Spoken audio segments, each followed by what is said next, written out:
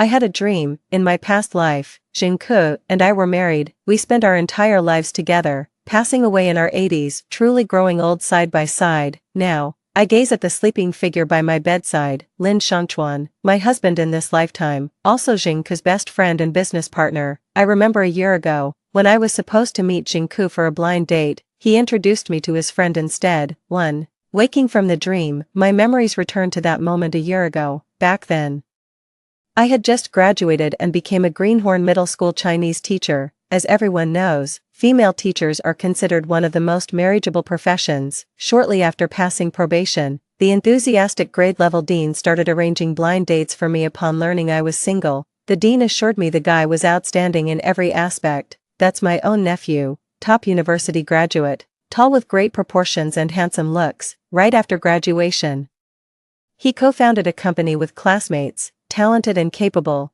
truly the cream of the crop. Xiao sang, after getting to know you these past months, I've realized you're not just beautiful but also gentle, polite, and an exceptional teacher. That's why I thought of introducing you to our family. Our Jingke has extremely high standards. I wouldn't dare arrange blind dates for him lightly. It's just that you're too outstanding. I simply can't bear watching someone else sweep you away. I'd regret it so much I'd lose sleep. Do me this favor, just meet him once. If he's not your type, say so directly, and I'll drop the matter for good. Fresh out of college and still awkward with rejections, I could only grit my teeth and nod in agreement. Director Zhang's nephew Jingke added me on WeChat. He politely greeted me, introduced himself, and asked if I had any preferences for the meeting location. To keep things simple, I chose a restaurant near campus as our meeting spot. The meetup turned out to be rather awkward. When I arrived at the reserved private room, I was surprised to find 3 people already seated inside, 2 handsome gentlemen and a radiantly beautiful young woman. The man on the left wore a crisp shirt with dress pants, exuding refined elegance. The man on the right sported a close-cropped haircut with an untamed, rebellious air. My steps faltered as I gazed at the man on the right.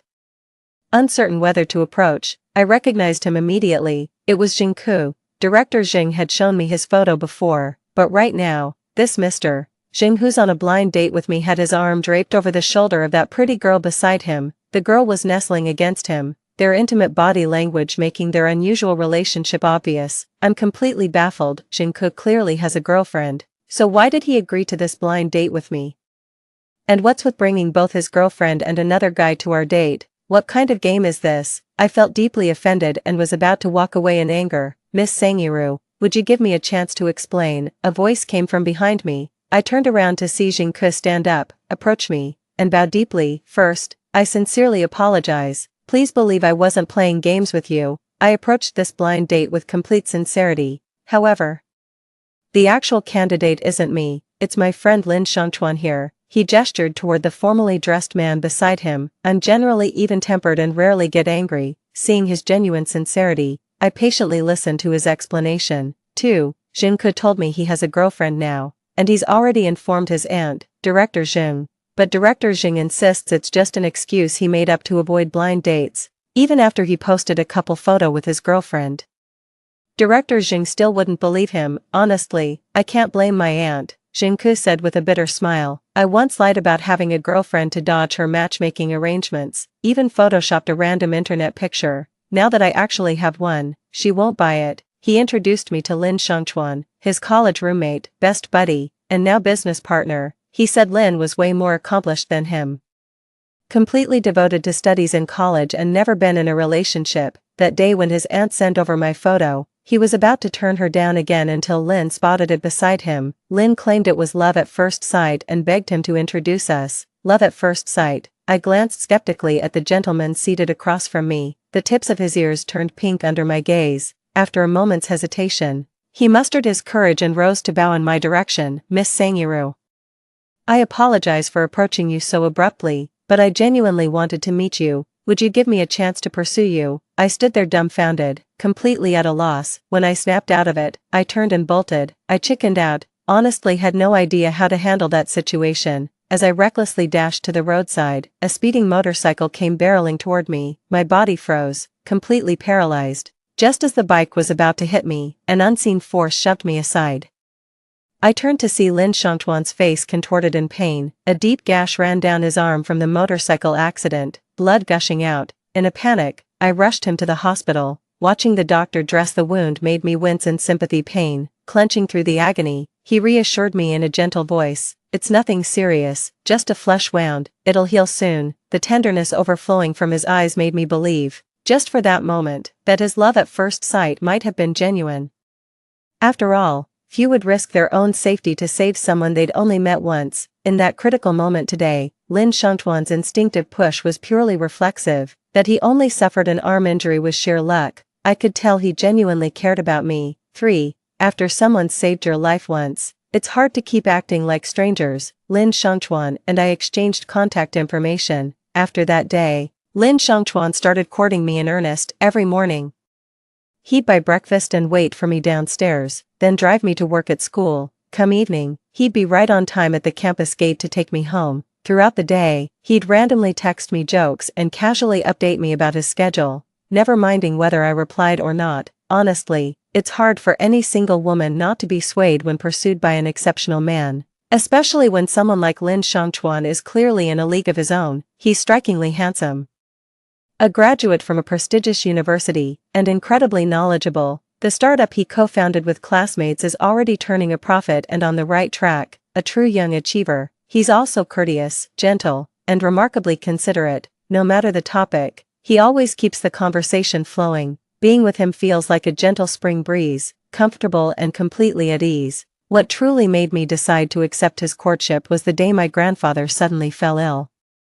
My grandfather collapsed unexpectedly, and I was having dinner with Lin Shangchuan when my mom called. On the way home, he kept comforting me the entire time. We arrived home at the same time as the ambulance, and he accompanied me to the hospital. During Grandpa's hospital stay, he visited regularly, helping him from bed to wheelchair, then taking him for walks in the garden downstairs. Though Grandpa's hearing was poor, he'd always listen patiently to every word. By discharge day, Grandpa was affectionately calling him Xiaochuan. Just like that, Lin Shangchuan and I became a couple. Our relationship blossomed beautifully, filling me with growing romantic bliss. Whenever I come across something fun or interesting, I can't help but share it with him. Even though we see each other almost daily, my heart still flutters every morning knowing he's waiting downstairs. Even during my lunch break, I couldn't resist calling him just to hear his voice.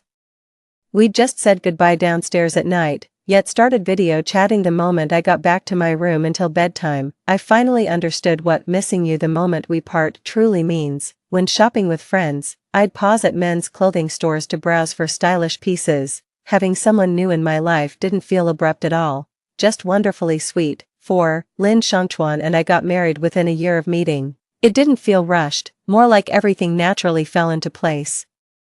His parents adore me, and my whole family absolutely loves him. On New Year's Day, he orchestrated an elaborate proposal with the help of my closest friends and family. I said yes without a moment's hesitation. Both our families and friends were thrilled and gave us their heartfelt blessings, including director Xing and Jingku. On the day of the proposal, Jingku showed up too, with a different girlfriend than the one I'd seen before. When director Xing heard I was marrying Lin Shangchuan, she spent the whole day sighing and cursing her nephew for being a blind fool to let such a good catch slip away. Still, she sincerely congratulated me, admitting Lin Shangchuan was truly exceptional, just that Jingku wasn't fortunate enough. Lin Shangchuan and I walked into marriage's embrace while still intoxicated by the fervor of new love. After marriage, we got along wonderfully and never had a single argument. Our passionate love didn't fade after tying the knot, it simply transformed into countless tender moments in our daily companionship. Whenever we had differing opinions, Lin Shangchuan would always yield to me without hesitation. One evening after dinner, I insisted on going out for a walk. Lin Shangchuan checked the weather forecast and said it's likely to rain soon, but I'd eaten too much that day and insisted on going out, arguing that the sky was perfectly clear with no chance of rain. Lin didn't press the argument further, just asked gently, that eager to go out. I nodded like a bobblehead. "All right, I'll go out with you," he said, patting my head. We'd only been outside for half an hour when lightning flashed and thunder roared, followed instantly by a downpour. Lin Shangchuan quickly pulled a black folding umbrella from his backpack, opened it, and wrapped an arm around me as we hurried back. When we got home, seeing his completely soaked back filled me with remorse. "Be a good girl and go take a hot shower first, don't catch a cold." He nudged me toward the bathroom. "I'll get your pajamas for you." I sniffled. "Lin Shangchuan, why aren't you scolding me? it was my fault. I was being stubborn, ignored your advice, insisted on going out, and got you soaked. You were completely right, so why not take this chance to lecture me? He pinched my nose playfully. What's the big deal? Besides, I brought an umbrella. I had it all planned out. Not a single drop would have touched you. Sometimes I wonder if I saved Lin Shangchuan's life in a past existence. That's the only explanation for him treating me this well. 5. As my eyes adjusted to the darkness, I could clearly make out the face beside me. Lin Shangchuan had thick eyebrows and a straight nose, and his eyes, those beautiful, round black pupils, shone like dark grapes. I wonder if our future child would inherit these fine features of his, our child. It suddenly dawned on me. Today I took leave for a hospital checkup. I'm 28 days pregnant. I'm pregnant. Lin Shangchuan and I are having a baby. In my dream, chaotic memories from my past life clouded my thoughts. It completely slipped my mind. Something this important. I remember how thrilled I was when I got the test results that afternoon, but when Lin Shangchuan came to pick me up after work, I had to suppress my excitement. Because his birthday was just 2 days away, I wanted to save this wonderful news as his special birthday surprise. Memories of my past life surfaced unbidden. That lifetime when I married Jingku, we also had a child together, a son. He grew up under our devoted care and eventually took over his father's business. The year Jingku and I passed away, our grandson was in high school. By any measure, our previous life could truly be called blessed and fulfilling. The reason I'm inclined to believe this dream was my past life is its remarkable completeness. It unfolded my entire existence before me. What's more, countless life details remain vividly clear, as if I'd truly lived through them myself. The dream felt utterly real. From my blind date with Jingku to our courtship, marriage, and growing old together, it all resonated as my own lived experience. I refused to accept this was merely some bizarre, nonsensical dream. No dream could ever be this vivid, down to the exact furniture arrangement in Jingku's and my home, the precise number, make, color, and license plates of our cars, down to the year our son was born, his name, even his appearance. No dream holds such minute detail. So if that truly was my past life, why is this existence so completely different? Why didn't my blind date with Jingku work out? How did I end up marrying Lin Shangchuan instead? After much contemplation, there's only one possible explanation. One of them must be a reincarnated soul, carrying memories from a past life. That person took action during our blind date, derailing fate's original course and setting destiny's wheels in motion. The trajectories of our 3 lives were forever altered. Can't sleep. Insomnia. Just then, the person beside me opened their eyes. 6. I've always thought Lin Shangchuan was a light sleeper. The slightest disturbance would wake him. Every time I get up to use the bathroom at night or even just roll over, he wakes up too. Right now, he wraps his arm around me tightly, his warm breath brushing against my neck. That familiar sense of intimacy and security. I couldn't help but relax. No, I just had a dream and woke up. Bad dream? He asked. Not exactly, I mused. Just a very long, vivid dream. Gently stroking my hair, he said softly, go back to sleep now. You've got 4 back-to-back classes tomorrow morning. That'll drain your energy. He knew my schedule better than I did. I can't help but compare. Was Jingku this good to me in our past life too? Seems not, except for those first few passionate years when we fell in love. After marriage, we gradually settled into routine. Jingku has a rather chauvinistic streak and never lifts a finger around the house. Fortunately, after his company took off, his net worth skyrocketed. Since we got married, we've always had live-in help.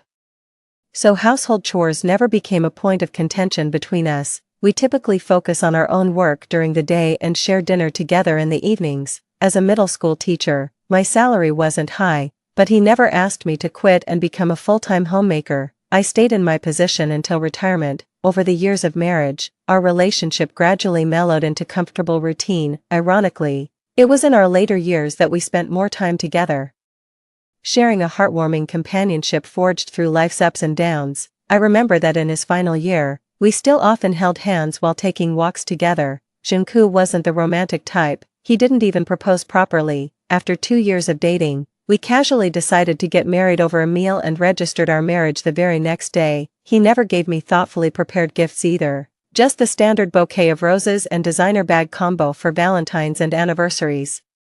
After a few years of marriage, we became an old married couple. No more gifts, no more celebrating anniversaries. Luckily, I never cared much about ceremonial gestures. I believe life doesn't need to be fancy, simple and steady is what matters. I never made a fuss about gifts with him either. Lin Shangchuan was completely different in this regard. He placed great importance on rituals and ceremonies. He single-handedly planned our wedding, pouring his heart into every detail.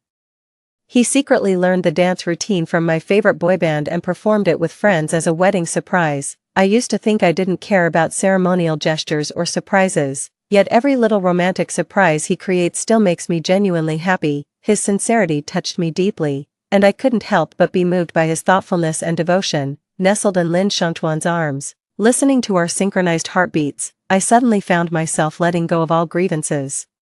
I no longer cared to unravel who had altered the course of this lifetime. 7. Whoever quietly turned the gears of fate, changing the destinies of us three, it no longer mattered. So what if I know? If it's Xingku, then perhaps the happiness I felt in our past life was just my wishful thinking. This time around, he doesn't want to share a life with me, then I'll respect his choice and let go, with no hard feelings. If it's Lin Shangchuan, he might have harbored unusual feelings for me in our past life.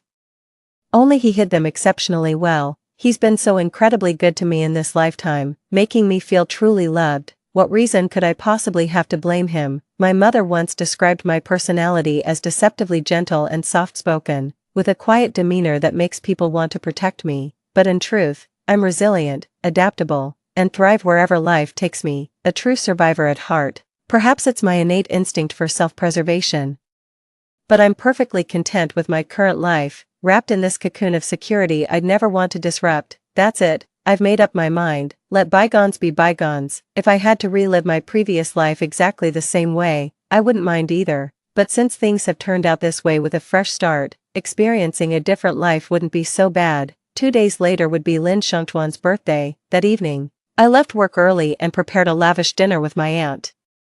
When Lin Shangchuan walked in and saw the table full of dishes and cake, he hugged me with a smile. Wow, you went all out. Of course, I replied with a laugh. I know how much you care about ceremony. If I didn't put in the effort, you'd get upset again. Nonsense. Do I really seem that petty to you? He still refused to admit it. I chuckled. Wonder who it was. On his birthday, when his wife worked late and missed dinner, he didn't say a word but sulked the whole next day. Definitely not me. Absolutely not me, he said with deadpan seriousness. After dinner, Lin Shangchuan made a wish, blew out the candles, and we shared a slice of cake, pulling me onto the living room couch. He cleared his throat twice. Ahem, seems like someone forgot something. Got it, I chuckled. Wait right there, I'll go get your present. I carefully placed the ultrasound report in an exquisite gift box, hid it behind my back, and slowly walked to the living room. Just as I was about to hand it to Lin Shangchuan, I noticed him staring blankly at the dessert tray on the coffee table. What's this? He asked with a dazed expression. Oh, cranberry cookies. I bought these online. They're really good. Want to try one? This was my absolute favorite snack in my past life, from this niche little brand. Suddenly remembered them yesterday morning, looked it up online and placed an order on a whim. Didn't expect them to arrive this fast. Lin Shangchuan took a cookie and tried it. These are delicious. Forget the snacks, check out what I got you. I handed him the gift box, and there he was, still spacing out at a time like this. I frowned. Lin Shangchuan, don't tell me you don't want this gift, huh? Oh, he took the present and began unwrapping it slowly. When he saw the paper inside, confusion first crossed his face. Then his pupils gradually dilated before he suddenly looked straight at me. Iru, is this, you? Really? He stumbled over his words, completely tongue-tied. I smiled and nodded. Lin Shangchuan, you're going to be a dad, happy. He suddenly scooped me up, spun me around, then held me tightly in his arms after setting me down. Thank you, Iru. I'm so happy. This is the best birthday gift I've ever received. His voice choked with emotion. Then I felt scalding tears drop onto the nape of my neck. Lin Shangchuan, are you crying? Seriously, you're such a softie. I tried to lift my head to look at him, but he only tightened his arms around me, refusing to let me move. Yeah, I'm just overwhelmed, Iru. I promise I'll be the best father I can be. His voice trembled. 8. Throughout the pregnancy, Lin Shangchuan treated me like fragile porcelain, being overly cautious. During the 3rd trimester, when my belly grew too large, he hesitantly asked if I could take maternity leave early. I refused. The semester was nearly over, and it wouldn't be fair to suddenly replace teachers for multiple classes at this stage. On one hand, the school couldn't make proper arrangements, and on the other, I didn't want to be irresponsible toward my students. Lin Shangchuan respected my decision, though he started waiting outside the school daily, worried I might go into labor at any moment. Perhaps because one of them had been reborn, their joint venture grew much faster this lifetime than in their previous one. The blockbuster game that launched their company was originally slated for development 2 years later, but it hit the market 2 years early, just 6 months ago. Just like before, the game sold like hotcakes the moment it launched. Their company is already preparing for IPO now, which is faster progress than in our previous life. So when I told Lin Shangchuan to relax and go back to work, he smugly informed me he's the boss who answers to nobody, and that he's made enough for us to retire comfortably. The delivery didn't go smoothly. After over 20 hours of labor, I finally gave birth to our daughter. The pain lasted so long that I screamed myself hoarse. When I walked out of the delivery room and saw Lin Shangchuan, tears streamed down my face. He kissed my hand tenderly with a choked voice. "Don't cry, love. We're never doing this again, no more suffering." At our daughter's full moon celebration, Xingku wouldn't let go of her, insisting on becoming her godfather. Seeing how enamored he was, someone teased, "If you like it that much, hurry up and get married to have one yourself." Xingku pulled the girl closer with a mischievous grin. "Let's go make a baby." The girl blushed furiously. "You're awful." The girl by Xingku's side had changed again, ever since I met him in this lifetime. He's been cycling through girlfriends non-stop. I've lost count of how many girlfriends he's had by now. The girls were all different types, some radiant and outgoing, others fiery and passionate, a few shy and reserved, and some elegantly poised. The only common thread was their striking beauty, each one a head-turning stunner by anyone's standards. There was even a period when he maintained relationships with 2 women simultaneously, both fully aware of each other's existence and tacitly accepting this arrangement. Xingku really knew how to live. This was practically the epitome of a playboy's paradise. This Xingku was completely different from the one I remembered. In his past life, Xingku had been universally regarded as the perfect husband, handsome and wealthy with billions to his name.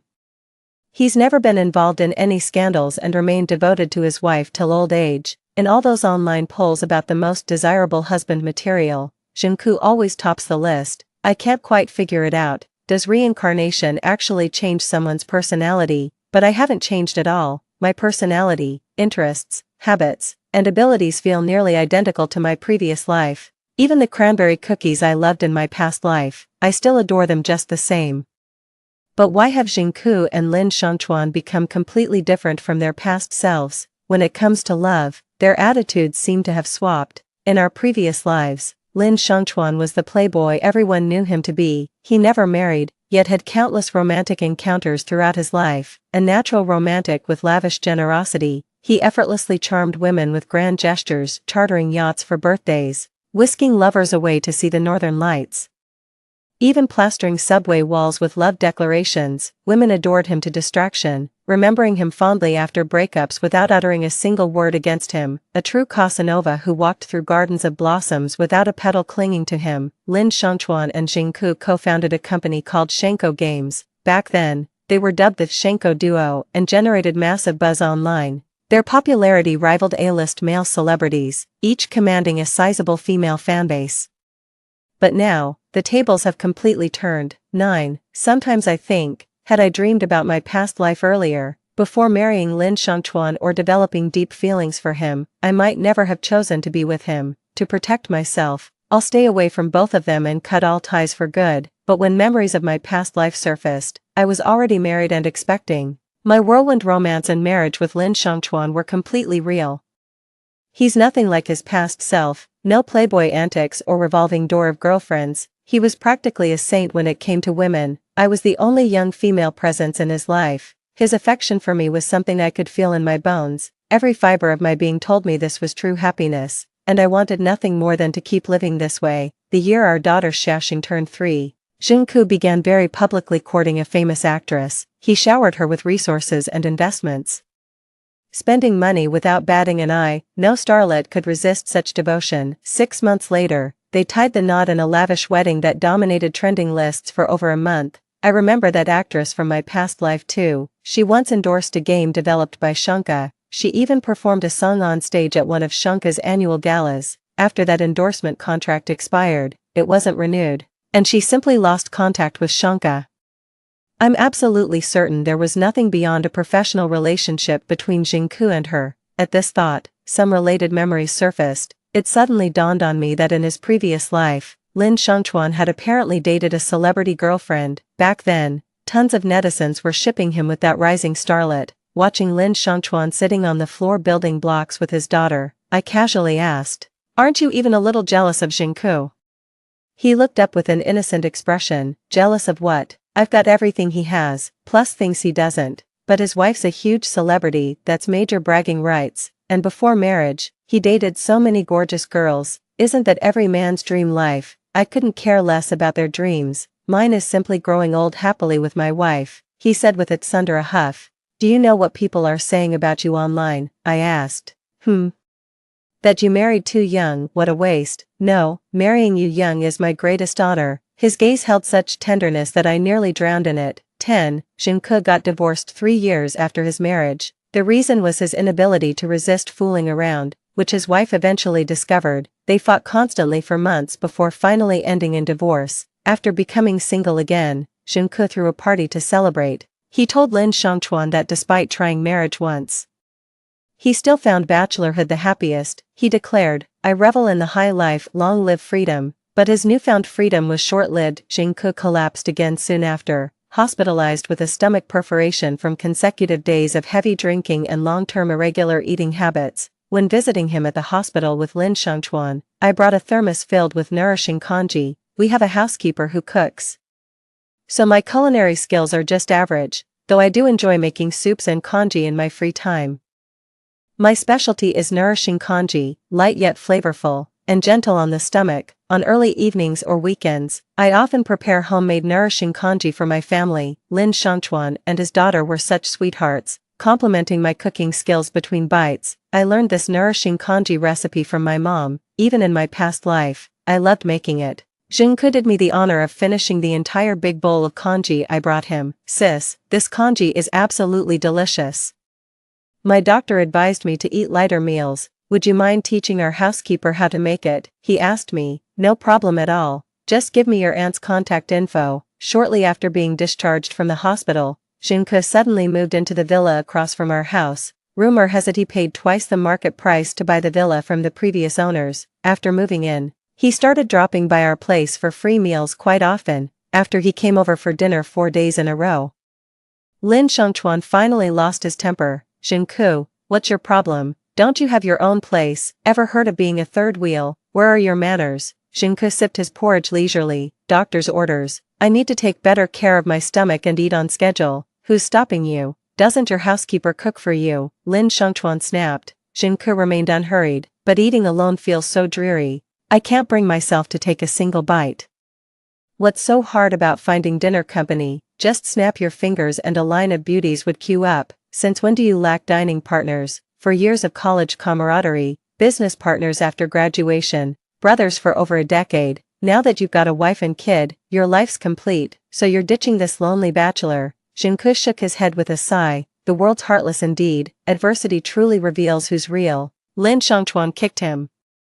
"You done whining yet? I don't care. I'm mooching off your meals until my stomach fully recovers," Jingke declared shamelessly. 11. Every evening after work, Jingke would clock in at my place like clockwork, then drag Lin Shangchuan out for post-dinner walks. "He's genuinely changed. No more girlfriends, no more nightly debauchery." His excuse, "Too old for this wild lifestyle." Jingke has lived across from us for years. As Lin Shangchuan puts it, the guy has zero sense of boundaries, treating our place like his own with shameless audacity, but his affection for little Star is genuine. He spoils her rotten, giving in to her every whim without principles or limits, more indulgent than her own father. He even joked about leaving his Shanka shares to little Star since he has no children, so she'd inherit the company outright, though we all took it as one of his usual quips. Though childless, he wasn't without family. Besides, little Star will inherit enough wealth to live comfortably for life. She has no need for others' money. Little Star has always excelled academically,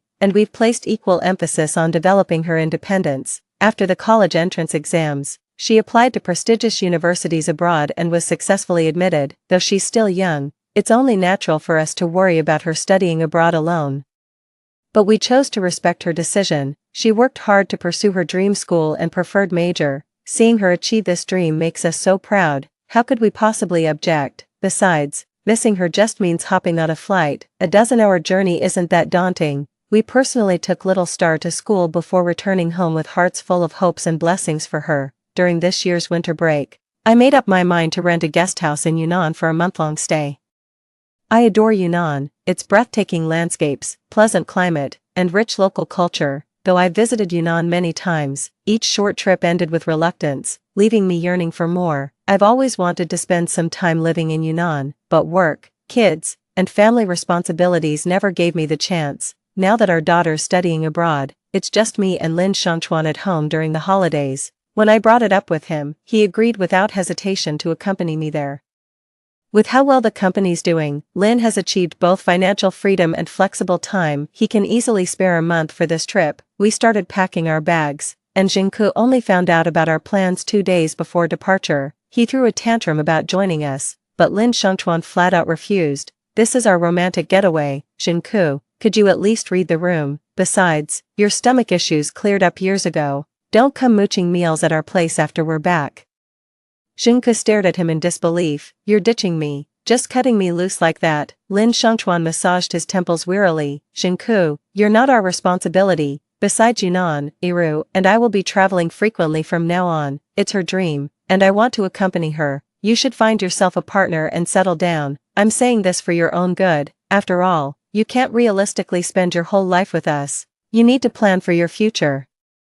Jingke seemed stunned, as if struck by a sudden blow. He stood frozen, unable to speak for a long while. 12. That night, just as Lin Shangchuan and I were heading upstairs to bed, loud banging erupted at the front door. When we opened the door, Jingke collapsed before us, completely wasted. Lin Shangchuan rushed to support him. Jingke, what are you doing? How many years has it been since you quit drinking? At this rate, you're determined to ruin your health. Dazed, Jingke was helped up and looked at us with bleary eyes. When his gaze landed on me, he paused for a moment before breaking into a smile. Honey, I've had too much to drink, help me up, and, I'd love some of your hangover soup. Lin Shangchuan's face instantly darkened as he dragged Jingke toward the door. Are you out of your damn mind? Do you even realize what you're saying? Watching the two before me, everything suddenly clicked. So Jingke was a reincarnator all along. The way he called me wife was exactly the same as in our past life. Seems I was too naive in that previous life. I truly believed we'd grow old together, that Jingke and I were happy, yet the moment he got reborn, he immediately set me up with his best friend. What I saw as marital bliss might have just been my own wishful thinking all along. Given another chance, he wouldn't choose to spend his life married to me again. But that's fine, I've long since moved on. Understanding this now doesn't even make me sad anymore. Jingke struggled while shouting, Lin Shangchuan, mind your own business. Even my wife isn't scolding me. Honey, I know you hate when I drink. I won't do it again. I'll listen to everything you say. Come help me up. Jingke, shut your damn mouth. Lin Shangchuan punched him in the face.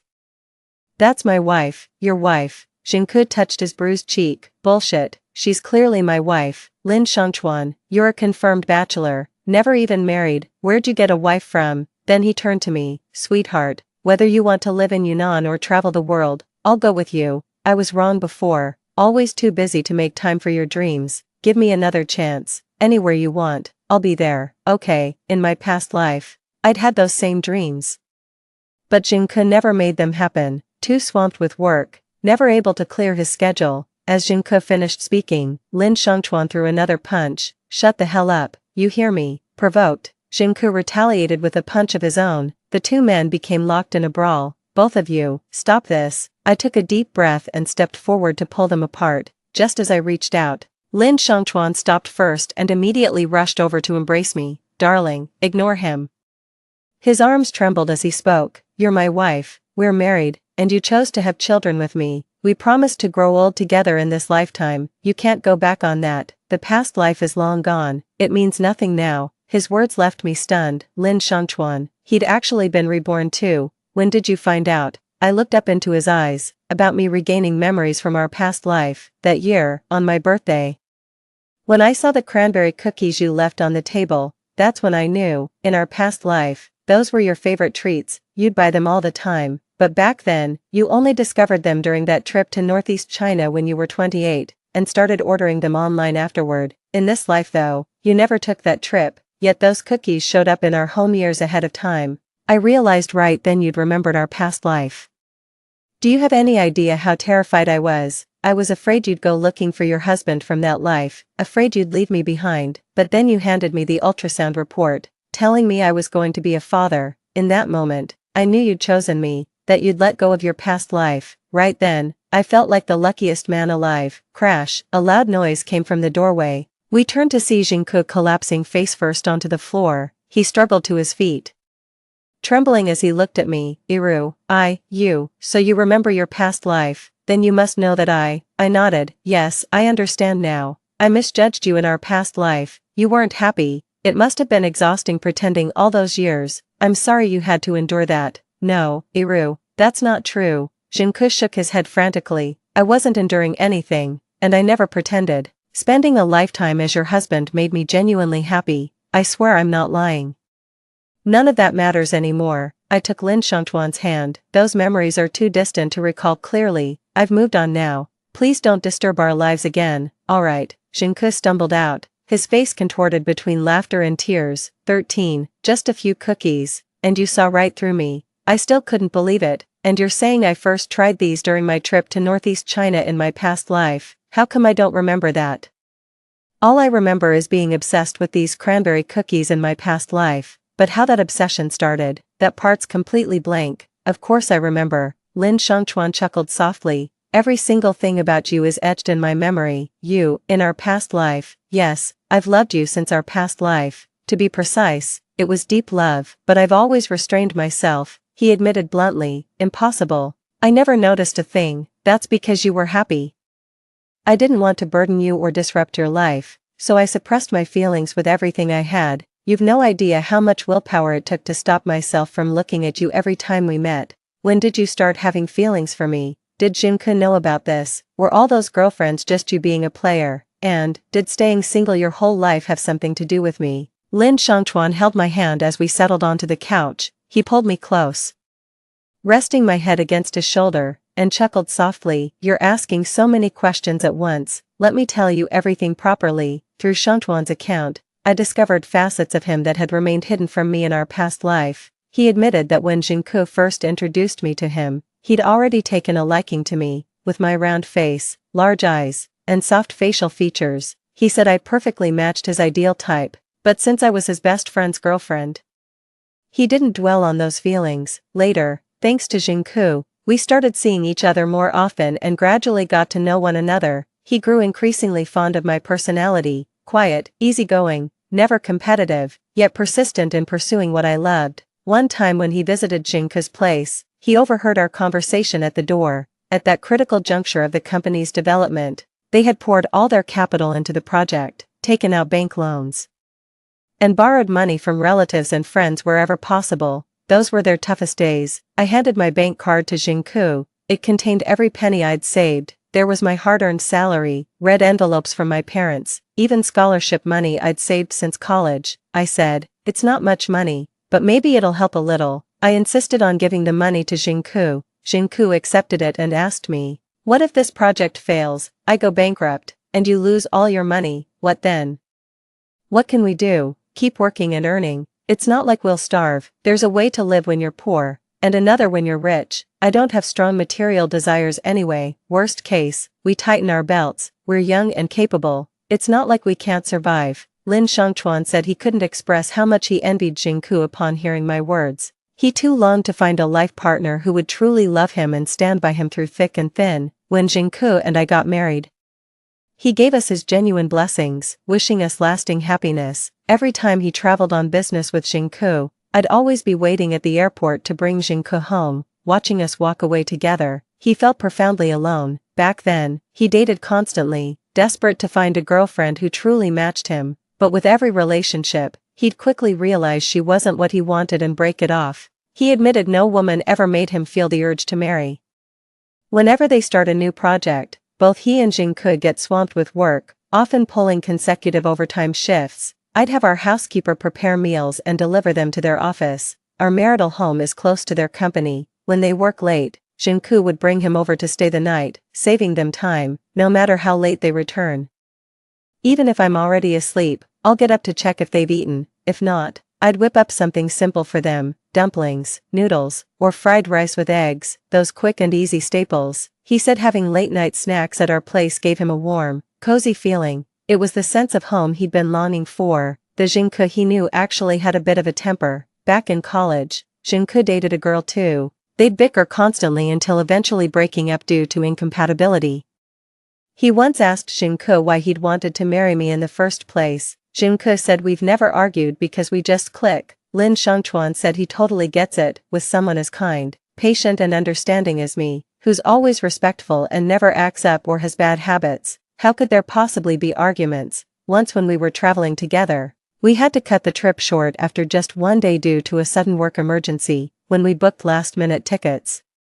Business class was full so we had to fly economy. Jinku had a bit of a spoiled brat attitude. He hadn't flown economy class in ages. That day, the cabin was unusually packed, and the cramped space put everyone on edge. With his long-awaited vacation cancelled and company troubles brewing, the last straw was a rowdy kid kicking up a fuss in front of him. Jinku's temper was about to snap. I quickly grabbed his hand and calmed him with a reassuring look. Then I distracted the child with a plush toy from my bag and told him stories. The little troublemaker quieted down and behaved for the rest of the flight. Lin Shangchuan said that as he sat beside me watching the gentle look in my eyes while I told stories to the children, it felt like the whole world softened around us. If he were my boyfriend, he'd be just like Jinku. Even the worst temper would melt away. 14. The whole world softened. I shot Lin Shangchuan a sidelong glance. What kind of nonsense is that? Are you exaggerating? He nodded earnestly, pinching my cheek. You have no idea the magic you carry. Only those close to you can feel it. You're like a fixed star, radiating warmth and constancy. No matter when I turn back, you're always there, smiling, spending too much time with you. It's easy to fall in deep. I shook my head with a smile. Don't joke about that. If I really had magic powers, why wouldn't Jinku stay with me in this lifetime?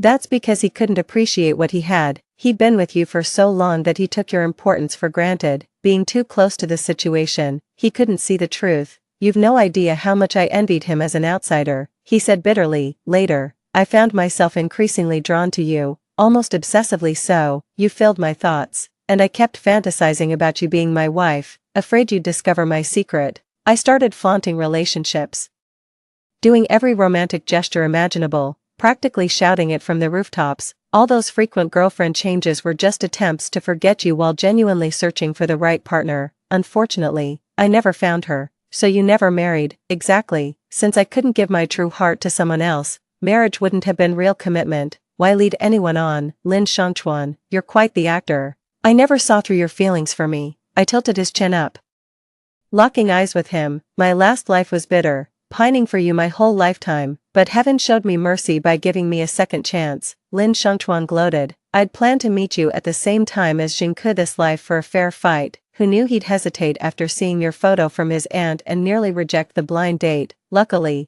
I was right there to stop him. That's when I knew he'd also been reborn. And this time he didn't intend to rekindle things with you. Pure ecstasy flooded me. My chance had come. I told Jinku I'd fallen for you at first sight and begged him to introduce us. After all these years together, have I lived up to your expectations? I ventured, like a toy you desperately covet until it's yours, only to find it less thrilling than imagined. Lin Shangchuan, have you ever regretted marrying me? After all, I'm just so ordinary. I've never believed I had any redeeming qualities. Lin Shangchuan wiped the tears from my cheek and said deliberately, never been disappointed. You've exceeded all my expectations, so much so that I'm constantly afraid you might leave me one day. Never having had you would have been bearable, but having known this happiness only to lose it, that would destroy me. Spending my life with you would be the greatest honor. 15. Just as Lin Shangchuan and I finished packing for our trip to Yunnan, Jinku blocked our path. Go talk to him properly, Lin Shangchuan said. He won't let this go otherwise. You don't mind. If I'm the fortunate one in this lifetime, then I'll be generous about it. Jinku and I sat facing each other at the cafe outside our neighborhood. I'm sorry, Iru.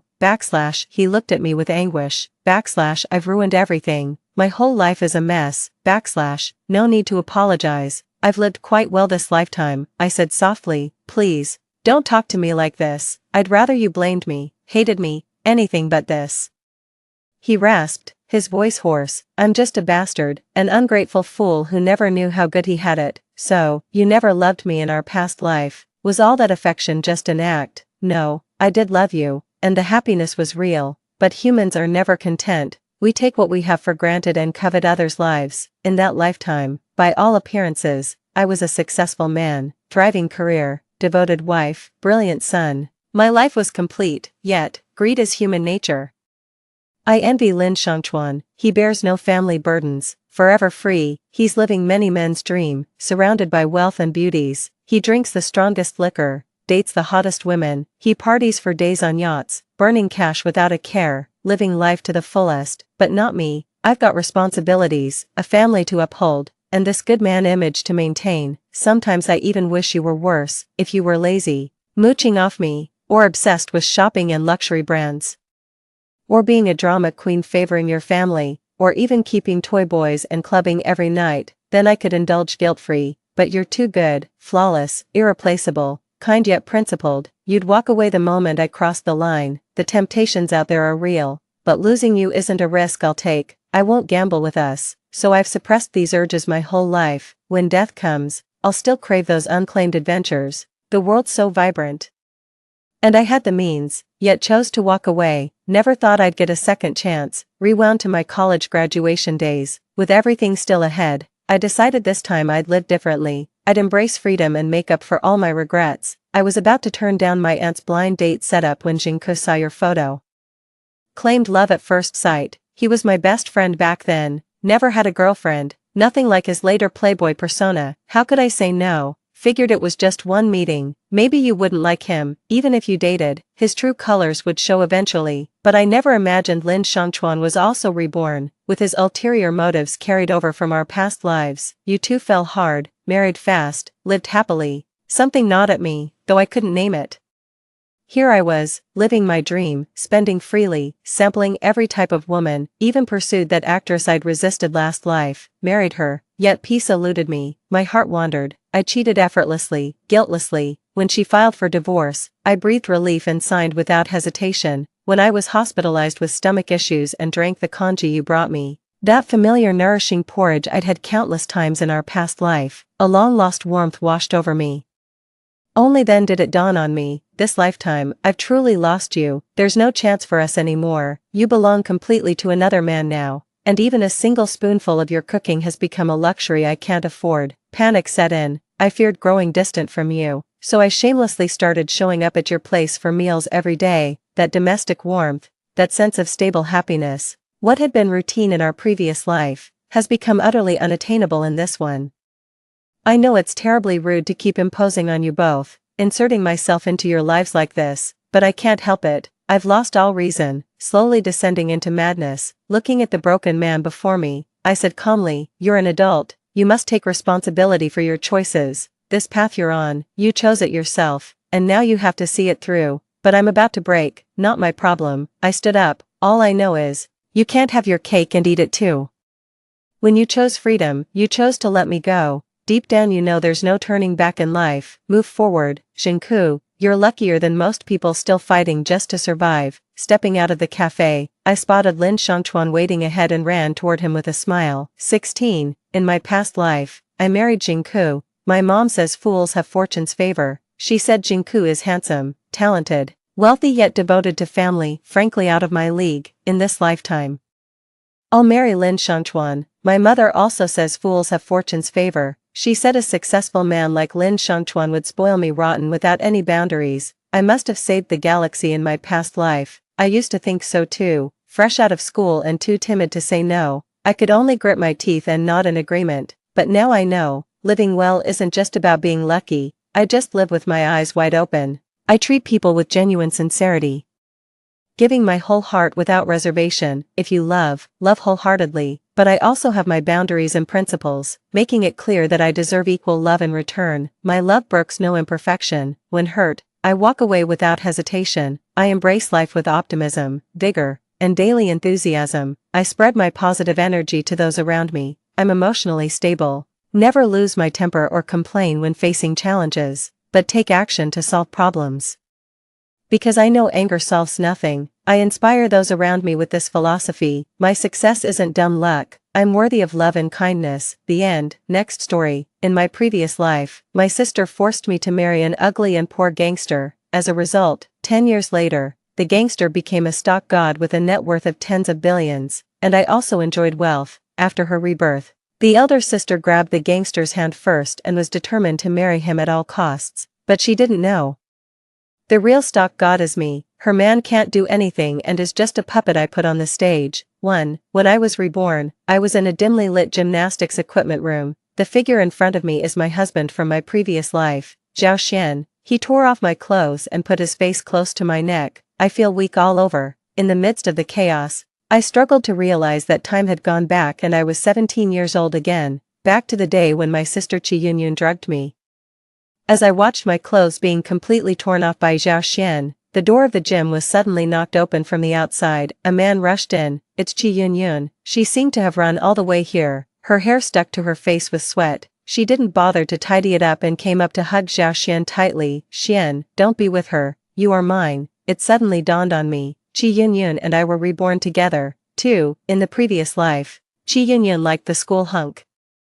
But the school hunk wrote me a love letter. Qi Yunyun was jealous and crazy, so she drugged me and forced me to marry Zhao Xian, the worst gangster in the school. As a result, more than 10 years later, Zhao Xian became the Q god, a tycoon in the investment industry with a net worth of tens of billions, and I also became a wealthy wife enjoying all the glory. I wear rare Hermes leather every day and drive a Rolls-Royce worth more than 7 million when I go out. Everyone envied me, they said.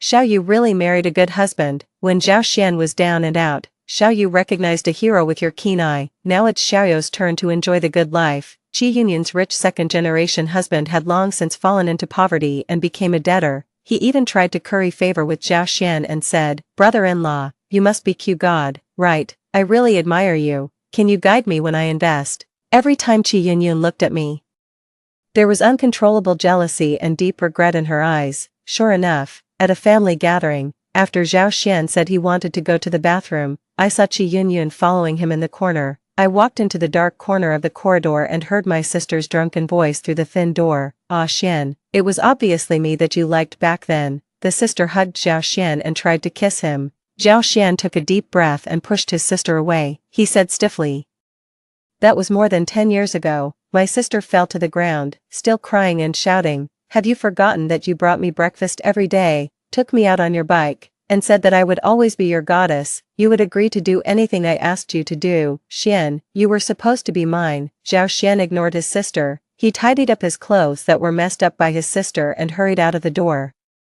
The expression was as if he was facing a plague that he could not avoid. My sister lost all hope and sat dejectedly on the cold floor of the bathroom. I pushed open the bathroom door, lowered my eyes to look at her, and said in a cold tone, "Don't sit here. Those who know you failed to seduce your brother-in-law, and those who don't know you will think you are acting in a youth pain movie here." Qi Yunyun suddenly raised her head and looked at me, her eyes full of hatred. "Why is it you, Qi Xiaoyu? How can you compare to me? Why is it you who got married into a wealthy family now?" I shook her hand off coldly. "Sister, you have to understand that the reason Zhao Xian and I are together is because of you. Now that you see Zhao Xian has become successful, do you regret it?" "Unfortunately, it's too late." My sister stared at me fiercely, and after a moment, she shook her head and smiled viciously. "Xiaoyu, you are wrong. It is not too late." At first, I didn't understand the meaning of that sentence, but at this moment, looking at my 17-year-old body, I understand. Qi Yunyun might be bound to some kind of system, taking me back to the age of 17, living her life over again. She wants to win back the man who should belong to her. At this moment, in the sports equipment room, Zhao Xian was breathing heavily. He looked at me. Qi Yunyun forced Zhao Xian's head to straighten, forcing him to look at her instead of me. "Xian, I love you." She took the initiative to kiss him. I struggled to get up and stumbled out. Thank God, thanks to Qi Yunyun, I never dreamed that I could start over again and escape from this nightmare. In the previous life, Qi Yunyun gave Zhao Xian and I drugged drinks and locked us in the sports equipment room. Then he brought his parents and neighbors to catch the adulterer. The neighbors witnessed Zhao Xian and I in dishevel. My parents felt humiliated and determined that no other man would want me in this life. so they forced me to marry Zhao Xian. When I refused, they imprisoned me at home, deprived me of food and water, and beat me every day. At that time, Qi Yunyun was crying and persuading her, "Sister, just marry Zhao Xian, otherwise, for the sake of our family's reputation, I will have to beat you to death." Finally, I was dying and was forced to marry Zhao Xian. Later, even though I was very wealthy, this incident cast a shadow over my life. Now, I have finally escaped from this shadow. 3. Qi Yunyun came back during dinner. As soon as she entered the door, she couldn't wait to announce that she was going to marry Zhao Xian. When my parents heard this, they couldn't even hold the chopsticks. "Yunyun, why is this? Zhao Xian has been held back for a long time. He is still repeating a grade in his 20s. How can he be worthy of you?" Qi Yunyun shook her head and said affirmatively, "Dad, Mom, I assure you that Zhao Xian is just down and out now, but he will definitely be very successful in the future." How could my parents believe this? They tried to persuade me even harder, and my mom even started to cry. Finally, Qi Yunyun was so annoyed that she shouted, "It's useless for you to stop me. I'm already Zhao Xian's man." My parents were shocked, seeing her parents' shocked and desperate faces. Qi Yunyun smiled calmly. She sat next to her parents, put her arms around their shoulders affectionately, and spoke to comfort them. "Dad, Mom, you have to believe in your daughter. I told Dad not to do business with Uncle Lu and Mom not to go to the clinic in the East for treatment, but now it's been revealed that Uncle Lu ran away with the money and that the Black Clinic had a medical accident. Look, everything I say will come true. Since I was a child, the fortune teller said I was a lucky star. Have you forgotten?" After Qi Yunyun finished speaking, her parents' expressions became much more relaxed. She further advised, "So, you should also trust my judgment of men. Zhao Xian is a man with great fortune. We will have plenty to enjoy in the future." My mother was the first to be moved. "Really?" Qi Yunyun smiled and said, "How could it be false?" Dad also gradually took Qi Yunyun's confidence seriously. He even began to worry in advance. "If Zhao Xian becomes successful, will he make you angry?" Qi Yunyun smiled calmly and said, "No, Zhao Xian is a man who dotes on his wife. She must have remembered her past life." After Zhao Xian's Q-god identity was exposed, there were a lot of young beauties who wanted to hit on him, but he always looked straight at me and treated me, his original wife, better and better. He took the initiative to open the car door for me when getting in and out of the car, and served me the food when eating. He didn't dare to go west if I said east. Although Qi Yunyun's rich second-generation husband was heavily in debt, it did not stop him from staring at girls with good figures on the street. Comparing the two, it's no wonder that Qi Yunyun's eyes were so red with envy. At this moment, listening to Qi Yunyun praising Zhao Xian to her parents, I buried my head in my food, pretending not to hear. Unexpectedly, even though I didn't want to pay attention to Qi Yunyun, she still came up to show off her presence in front of me. That night, Qi Yunyun pushed open the door of my room. She stared at me who was concentrating on doing my homework and sneered, "Qi Xiaoyu, don't think I don't know what you're thinking. You don't say anything on the surface, but in fact you've been thinking about how to get Zhao Xian back. Am I right? How should I put it? Given my sister's situation, I'm embarrassed to admit that we have the same mother. But I am very happy that she misunderstood me like this. Let Zhao Xian attract all her attention. Only in this way will she not compete with me for the really important things." Qi Yunyun walked over to me while talking. She twisted my chin and forced me to look at the mirror next to me. "I advise you not to waste your energy. Look at your condition. If I take action, how can you possibly defeat me?" The mirror showed a dark and thin girl, wearing thick framed glasses and an old-school uniform that looked like a sack. Qi Yunyun next to her has a face as white as jade, smooth black hair, and is wearing the latest mini-skirt of the season. She is a beautiful girl who will definitely attract people's attention when she walks on the street. It's true that I'm not as pretty as Qi Yunyun, and my parents are partial to her and give the best food and clothes to Qi Yunyun, which makes me malnourished and pale, and the gap is even more obvious. "Look at you like this. Do you really think there will be boys who like you?" In my ear, Qi Yunyun was still mocking me relentlessly, as if she wanted to vent all the grievances she had suffered in her previous life. "Zhao Xian was originally my bootlicker. He married you because he couldn't lick me in his previous life. I won't give you another chance this time. When I reach the age, I will get married to him immediately. When he becomes Q-god, half of all his wealth will belong to me." Qi Yunyun's eyes were shining as she said this. Yes, Q-god had billions of assets at his peak, and he could get half of it in the divorce, which would be enough for him to live a luxurious life and date little girls for the rest of his life. I twirled the pen in my hand and lowered my head deeply. Chi Yunyun thought I was hit by her. But in fact, I lowered my head just to hide the smile on my lips. Dear sister, I love your contempt for me. It is precisely because of this deep-rooted contempt that even if you were reborn 10,000 times, you would never have thought that the real Q God is me. Yes, I am the big boss who started from scratch with wisdom, courage and luck. First, I won huge amounts of money in the stock market, and then I invested heavily in Bitcoin at the best time, completely realizing financial freedom. Since my SMF ID on the investment forum is Cordiu, which is casually typed on the keyboard, I am called Q God. Too many people are curious about Q God's true identity, and I know I can't always hide behind the scenes, so I pushed Zhao Xian to the front of the stage and made him my puppet. In other words, a scapegoat. After all, our circle is full of ups and downs. Being suddenly rich will make you the target of everyone's jealousy, and being suddenly poor will breed many desperate criminals. During those years, Zhao Xian was kidnapped 3 times and beaten by his enemies 4 times. When he went back with me to visit his relatives, he had just been beaten and one of his ribs was broken. This is why when Chi Yunyun hugged him, he not only gasped but also pushed her away. But even if he endured all the attacks on stage, Zhao Xian would never dare to tell the truth. He dare not offend me. As a puppet, at least he can still enjoy glory. Without me, he is truly nothing, at this moment.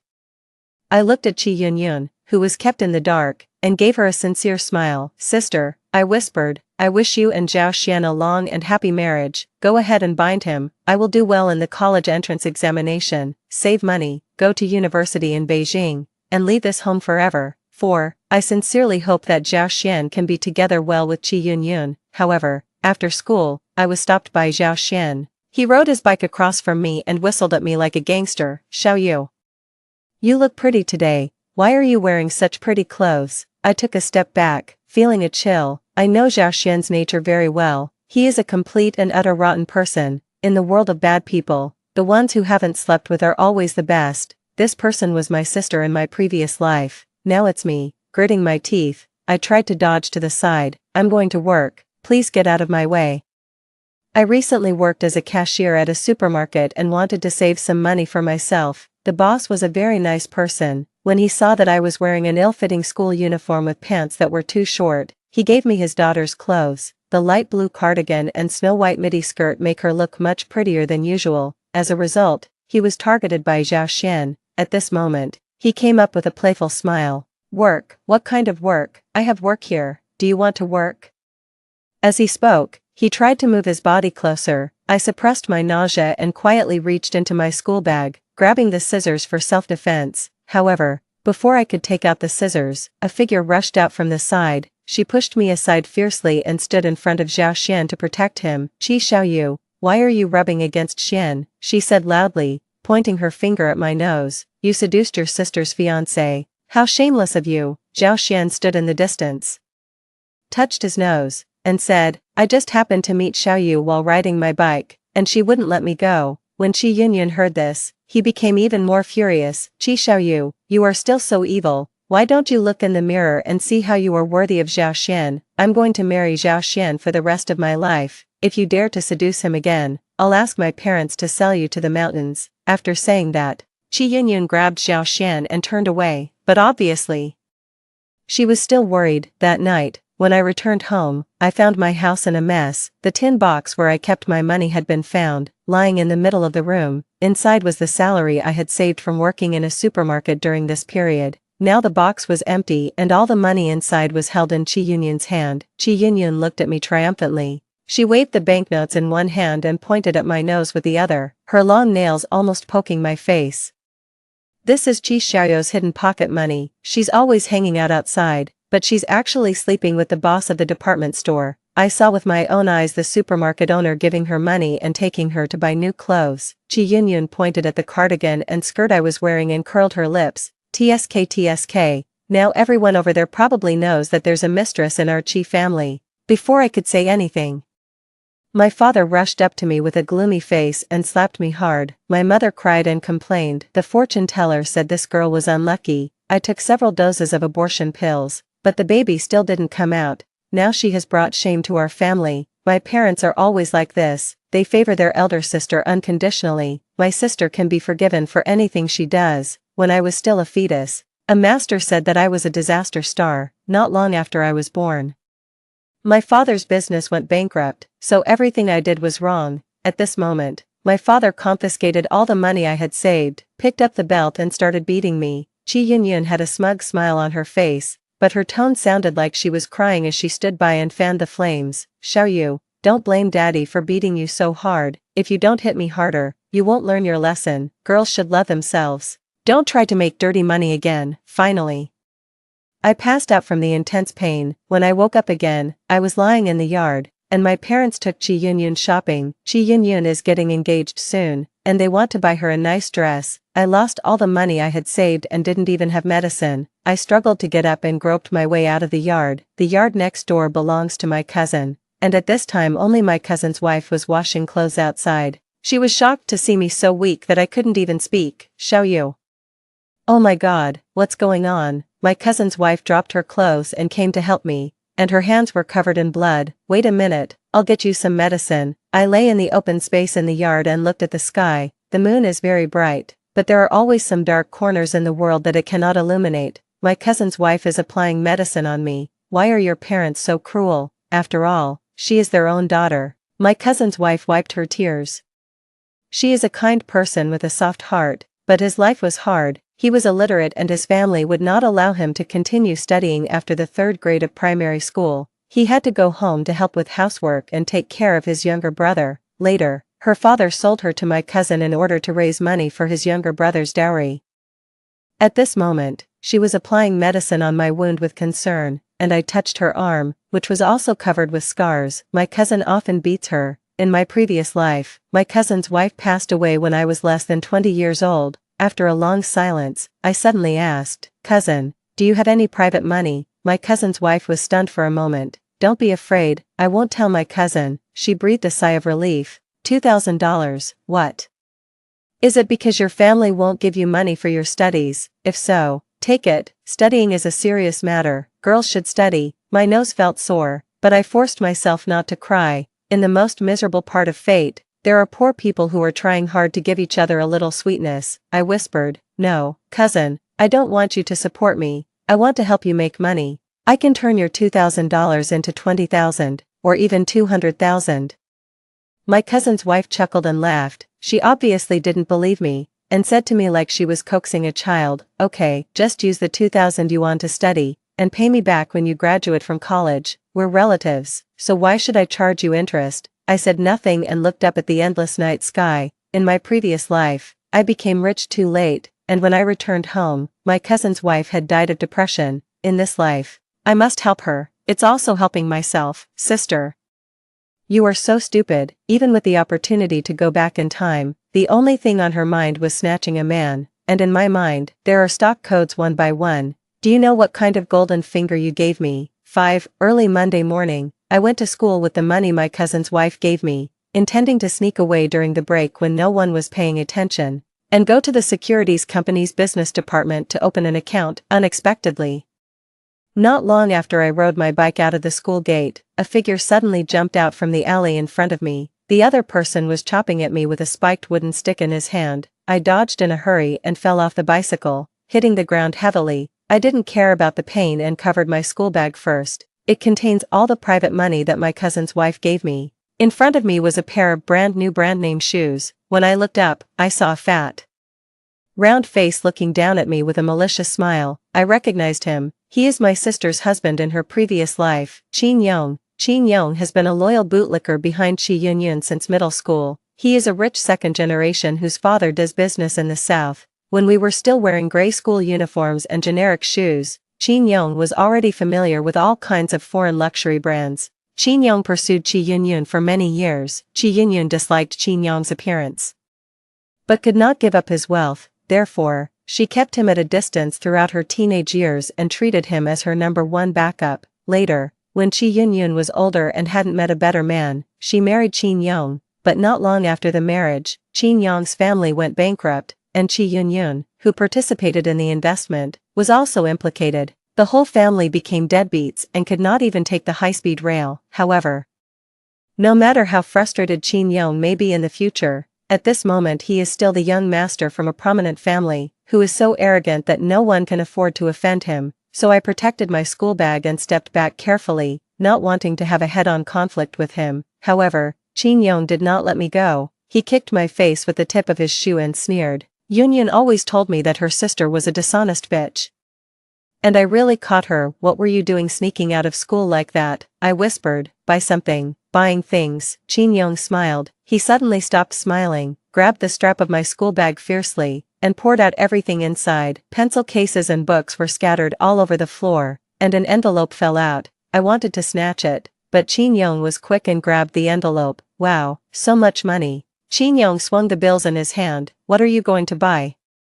Wedding candy for your sister and me. He put away the envelope and said coldly, don't think I don't know. Yun told me that you are vain and jealous of her, so you are willing to be a mistress to earn money to buy beautiful dresses. Did you steal or cheat this money? I'll tell Yun right now. Chin Yong kicked me into the corner, dust flew everywhere, and I was choked and coughed, but my mind suddenly became clear. Chin Yong followed me. It was indeed Chi Yun's instruction. I was reborn with her. Although she had already snatched Xiao Xian away, she was still worried about me, so she asked her dog Chin Yong to keep an eye on me. That's not the point. The key point is what Chin Yong just said unintentionally. Buy wedding candy for your sister and me. I burst out laughing. Very good. Chin Yong really didn't know that my sister was already together with Xiao Xian. Come to think of it, he still has some use to Chi Yun. If Chi Yun tells Chin Yong that she is going to get engaged to someone else, how could Chin Yong still work for her? Chin Yong was originally planning to turn around and leave, but suddenly he saw the smile on the corner of my mouth. He couldn't help but frown. What are you laughing at? I smiled even brighter. I'm happy for my sister. You love her so much and protect her so much. I will definitely have a very good brother-in-law in the future, I whispered.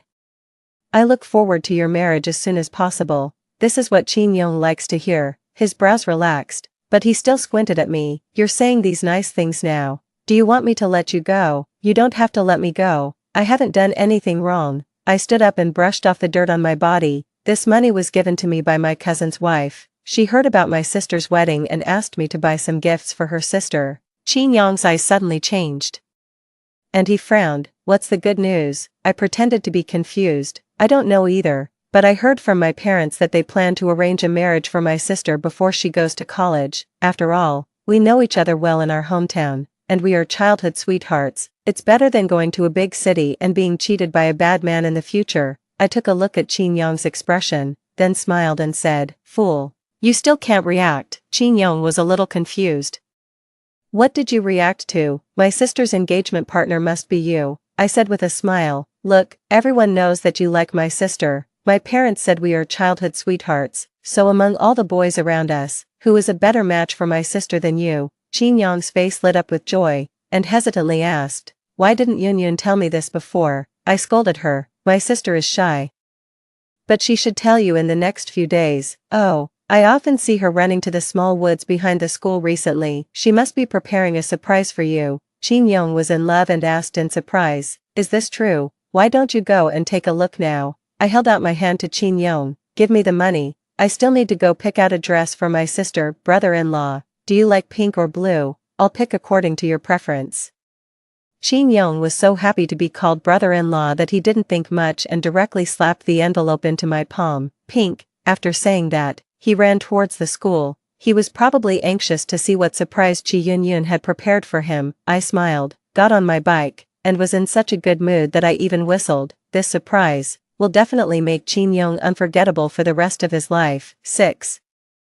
I rushed to the securities company and my cousin's wife was already waiting anxiously at the door. It was her first time in the trading hall. Looking at the various colors and numbers on the screen, she felt completely confused. Xiaoyu, do you understand this? I don't even have to look. From the time I bought my first stock, the market trends for decades to come are like something engraved in my mind, and will never be forgotten. I didn't say this to my cousin's wife, I just smiled and said, I understand, just trust me. At the securities company, I also saw a familiar figure, Chin Yong's father, Mr. Chin. He was originally working with his secretary, but then he received a phone call, his face changed drastically, and he hurriedly got into the black sedan parked at the door and drove towards our school. I stood at the door and watched the car disappear in silence. After finishing the formalities, My cousin's wife came to me and asked, "What are you looking at?" I looked at the sky and said, "Nothing, the weather is going to change, the situation has really changed." With my help, Qin Yong rushed to the grove with great interest, waiting to see the surprise that Qi Yunyun would give him. As soon as he entered the grove, he heard an indescribable sound. When he looked again, he found that the protagonist was his goddess Qi Yunyun and the gangster Zhao Xian, whom he had never looked at before.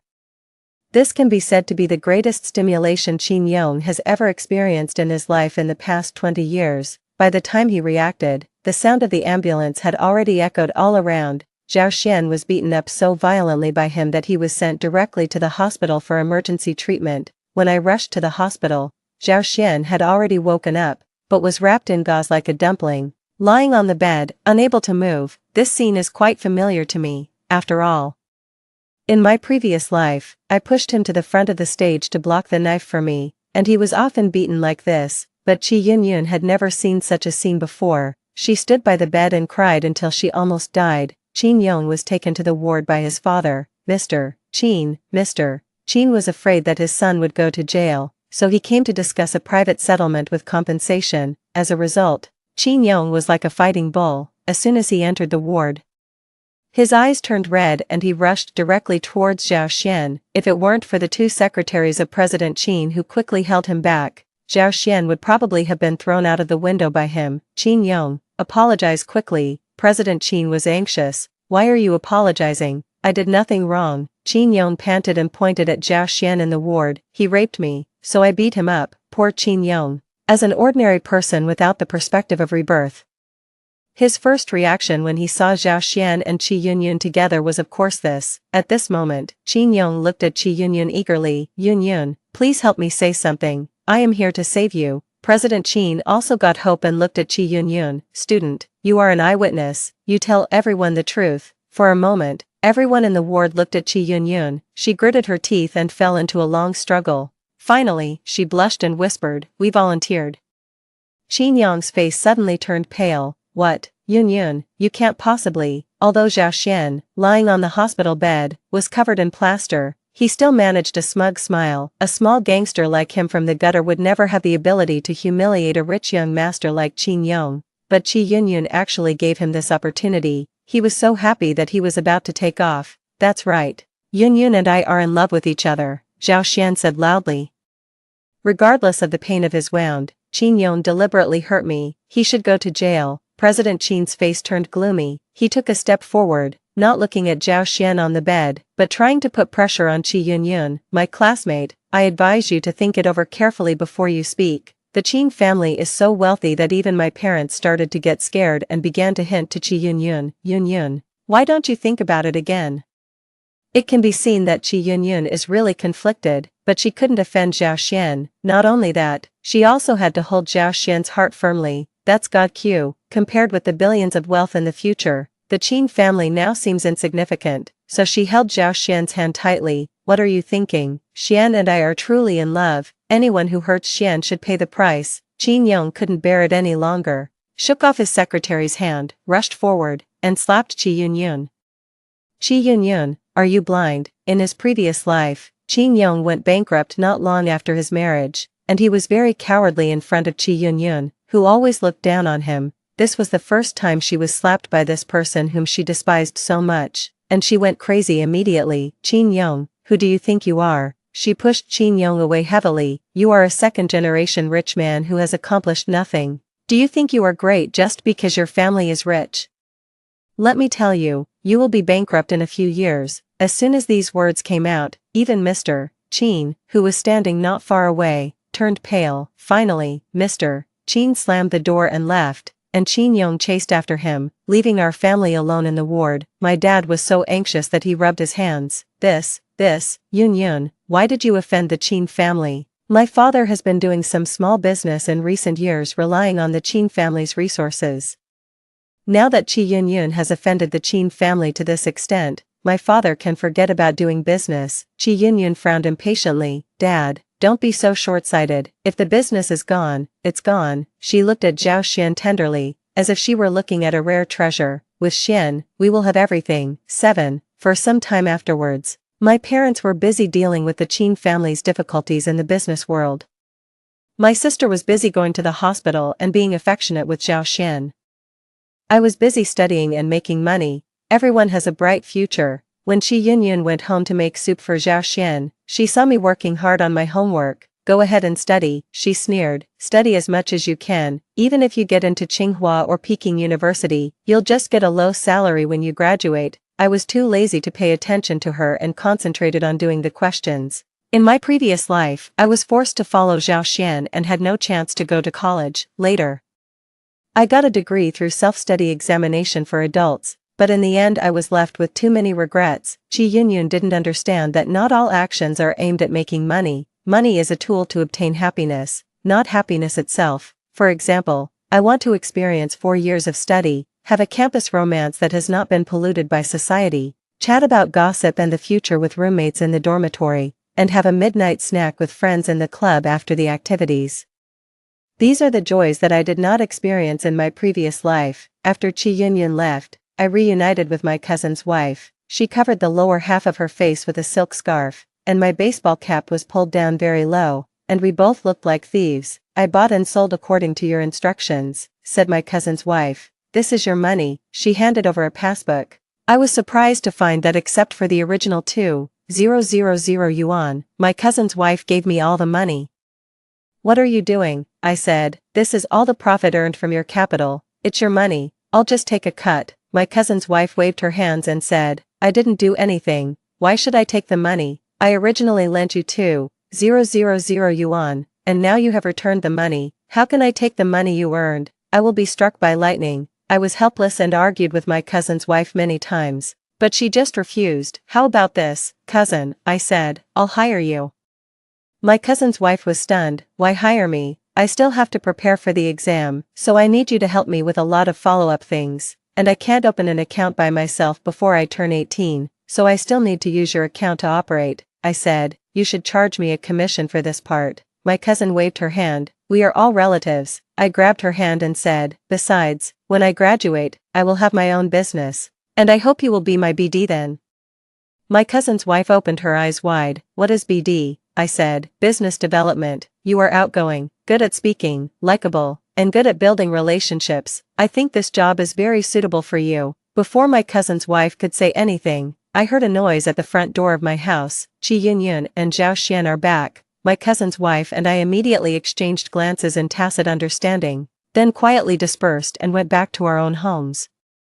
This is something we had discussed long ago. Now we are holding a huge amount of money, which is like a child carrying gold through a busy city. It is extremely unsafe. Therefore, before I am strong enough, I will never let anyone find out that we have made money. I returned home alone and heard Qi Yunyun and Zhao Xian happily chatting in the bedroom. Zhao Xian's voice was filled with the excitement of reaching the pinnacle of life. Teacher Li said that the others were mediocre, but he saw that I was extraordinary, so he decided to teach me everything he had learned in the investment world. Qi Yunyun was very excited. Ah Xian, I knew this day would come. I peeled an apple in the kitchen and started eating it. Oh, Teacher Li, I know what's going on. In the previous life, my parents paid to send Qi Yunyun to a private school in Beijing to study preparatory courses, but she did not meet Teacher Li. But I did encounter it. Mr. Li is well dressed, always wearing a 3-piece suit and vest, and speaks fluent English. It is said that he just came back from Wall Street. He has a strong personal charm and is good at giving gripping speeches. In his speech, Mr. Li said that he has completely achieved financial freedom and his current goal in life is to help his fellow villagers get rich together. It can be said that the appearance of Teacher Li perfectly met Qi Yunyun's expectations. After all, Zhao Xian started out as an uneducated gangster, but in the future he became a Q god worth billions. This kind of change is like a young boy with poor talents finally growing up to become a great hero. During this process, there must be some golden finger events such as picking up martial arts secrets and getting guidance from masters. And now, Qi Yunyun has been waiting for a long time, and finally got this golden finger. We will go see Teacher Li again tomorrow. Xian, just study hard with Teacher Li and don't worry about anything else.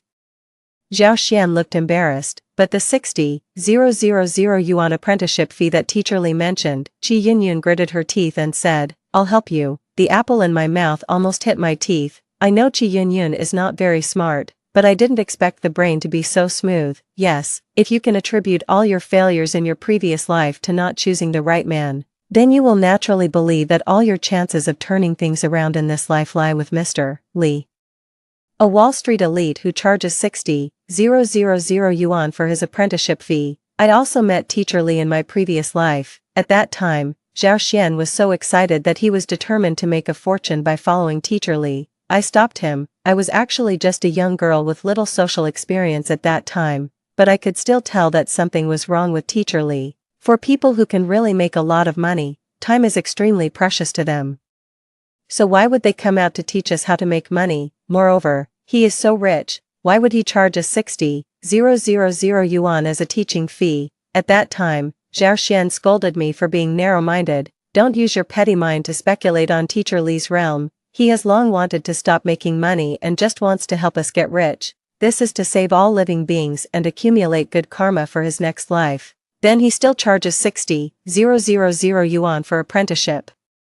This is just a screening process. Teacher Lee wants to see our sincerity. In the end, since I gritted my teeth and refused to agree, Zhao Xian went to find Teacher Lee himself. He had no money to pay the apprenticeship fee, but Teacher Lee did not make a fuss about it and even expressed his willingness to accept him as a disciple. Zhao Xian felt more and more that Teacher Lee was great and wanted to repay Teacher Lee in kind. Later, Zhao Xian followed Teacher Lee to the south, and I lost contact with him for more than a year. The next time I saw him, he had just escaped from a pyramid scheme and called me crying, "Xiaoyu, save me." In fact, I still have a little sympathy for Qi Yunyun and Zhao Xian who are about to join Teacher Lee. But that night, I heard the conversation between Qi Yunyun and my mother. "Mom, Xiaoyu will be 18 this weekend, and I think it's time for her to start dating." Zhao Xian said he knows a rich uncle who is indeed a bit old, but is willing to give a betrothal gift of 180,000 yuan. My family has been in a bad state recently, and my dad's business is gone.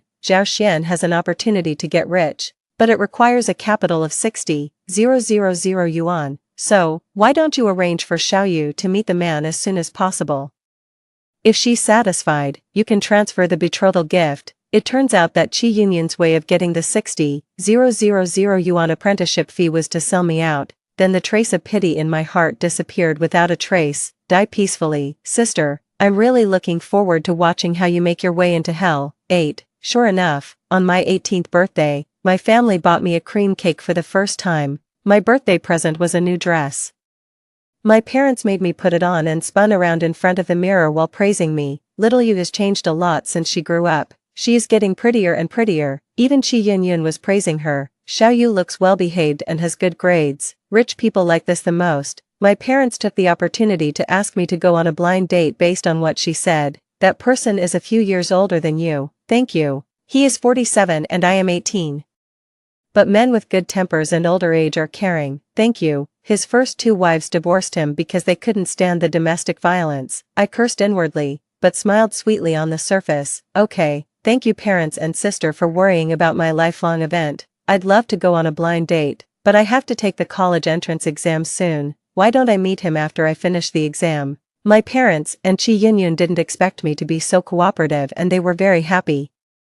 At night, I heard them discussing. Xiaoyu probably knows that she won't find anything good if she searches on her own. She must be happy to hear that the other person is rich. I sneered and continued to review. In the blink of an eye, it was the college entrance examination. Since I was not forced to marry Zhao Xian in this life, I was able to take the college entrance examination smoothly. I have always had good grades, so when I finished the last subject and handed in the paper, I felt confident. After leaving the examination room, I didn't go home at all, but went straight to the hotel. My cousin's wife was already waiting there. "This is what you want." She handed me a newly purchased suitcase, which contained clothes, a computer, a mobile phone, and toiletries. They were all bought by my cousin's wife according to the list I made. "I don't plan to go home. If you leave like this, your parents will probably be very worried." I took the suitcase and said, "Even if they are worried, they are only worried about the missing betrothal money, not about me." I looked up and sincerely looked at my cousin's wife.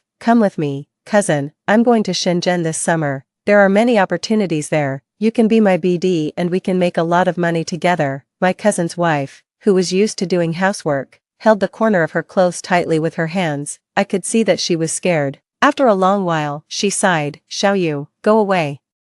You are someone who can do great things, but I can't do that. 9. Cousin's wife. Li Weining said goodbye to Qi Xiaoyu and returned home alone, walking and crying all the way. She hated herself, but she didn't know what she hated about herself. She is not a brave person and has been accustomed to following other people's orders for the first half of her life. Her parents told her not to study anymore, so she stopped. Let her stay at home to take care of her younger brother.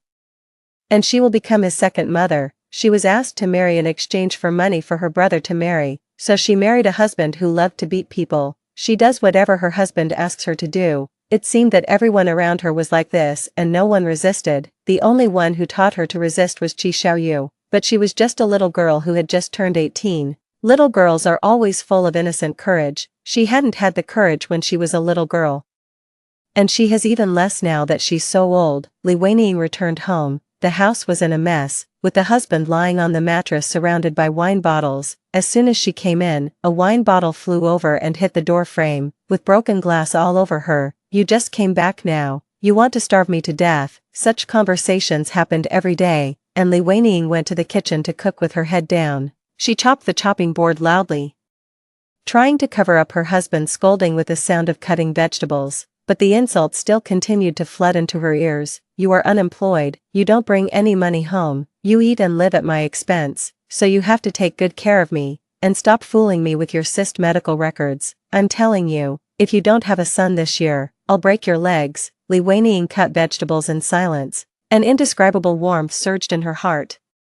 And her hands cut faster and faster. She remembered many things, thinking of her passbook. Her husband only gave her 1,000 yuan for household expenses every month and scolded her for not knowing how to live, but now she has 100,000 yuan in her account, which was left to her by Qi Xiaoyu. She remembered Qi Xiaoyu's words, cousin, awakening is a long process, but also a sudden moment. We all thought that if we gave in a little, we could get by, but it doesn't work.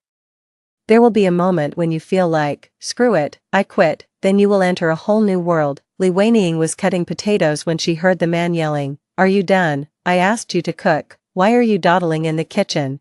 Do you want to starve me to death? You've been running outside all day long recently, you should be tied up with a dog chain. Li Weining suddenly chopped the chopping board with a knife. She said, fuck it. It was a strange afternoon.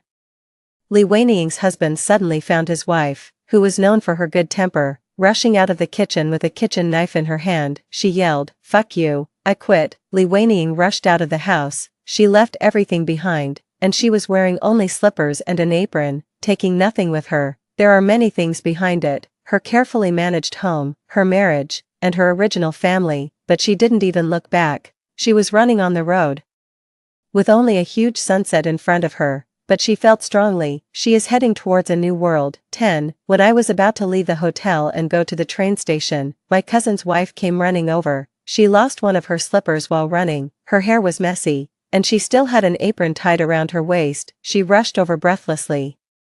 Xiao Yu, I've made up my mind, I want to go with you. Me, put down the kitchen knife first and talk. My cousin Li Weining was cutting vegetables in the kitchen on the day she bid farewell to the old world. She was so excited that she forgot to put the kitchen knife down. Thanks to the kitchen knife, her cruel husband didn't dare to stop her, and she was able to escape from home safely. I went to buy my cousin's wife a pair of new shoes, and then went to buy her a train ticket. My cousin's wife kept looking at me with sparkling eyes. Xiao Yu, didn't you ask me to be your baby before? Is there anything I need to learn? Even though I'm old, I can learn it. It's BD. I corrected my cousin's wife, and you are not too old, a 25-year-old woman, there is still time for everything, it's still in time. My cousin's wife agreed with me happily. Xiao Yu, I think I can definitely be a good DD. It doesn't matter, it's a good thing to start, in the future. We still have a lot of time to take things slow. The train started from the track, the setting sun outside the window was golden. My cousin's wife was beside me, excitedly holding a vocabulary book and began to study, while I leaned against the window, looking at the endless scenery outside the window. The next 10 years will be a decade of rapid development. There will be earth-shaking changes in China's economic sector. The bigger the water, the bigger the fish, and the more opportunities there are. I'm ready. This time, I will only do better than before. 11. It was 3 years later that I saw Qi Yunyun again. She and Zhao Xian escaped from the pyramid scheme and were giving statements at the police station. since I was a relative, the police summoned me. When I saw Chi Yunyun again, I almost didn't recognize her, even though only 3 years had passed. Chi Yunyun looked like she had aged 20 years. She had white hair early and deep wrinkles between her eyebrows. Zhao Xian, on the other hand, had a hunched back and a cunning look in his eyes. How should I put it? From a small gangster to an old gangster, and Chi Yunyun couldn't recognize me either. I was wearing a long silk dress. It had no logo on it, but the fabric showed that it was expensive. My previously dark and thin skin had been nourished to become fair and tender, and my dry and yellow hair had become jet black and smooth. Casually draped over my shoulders, the car that took me to the police station was a familiar Rolls-Royce. The driver in white gloves opened the door for me, and the bodyguard in black suit followed silently behind me. Chi Yunyun was stunned when she saw me sitting down in front of her. No, impossible. I pretended to be confused. What's impossible? You didn't marry Zhao Xian. Zhao Xian is mine. Chi Yunyun's voice suddenly became hoarse. Why did you become rich? I frowned impatiently. Sister. You said that we two sisters haven't seen each other for 3 years, and you come up to me and tell me this. When did I ever compete with you for Zhao Xian? He is definitely yours. Don't worry about that. My tone was cold. I already know what happened 3 years ago. Since I ran away immediately after the college entrance examination, my parents couldn't find me, so the blind date naturally fell through. In order to raise 60,000 yuan as Zhao Xian's apprenticeship fee, Chi Yunyun borrowed money from a loan shark. She firmly believed that investing in Zhao Xian was worthwhile, and no matter how high the interest rate of usury was, it would not matter compared to Zhao Xian's sudden wealth. The result is that one wrong step leads to another. They followed Teacher Li South loyally and entered the pyramid scheme den, being controlled, abused, and restricted in freedom. Chi Yunyun was going crazy. She repeatedly asked Zhao Xian, "Did you experience this in your previous life?" But Zhao Xian had not been reborn, so he naturally could not answer her question. At this moment, Chi Yunyun faced me and tried hard to review where the problem lay. After a long moment,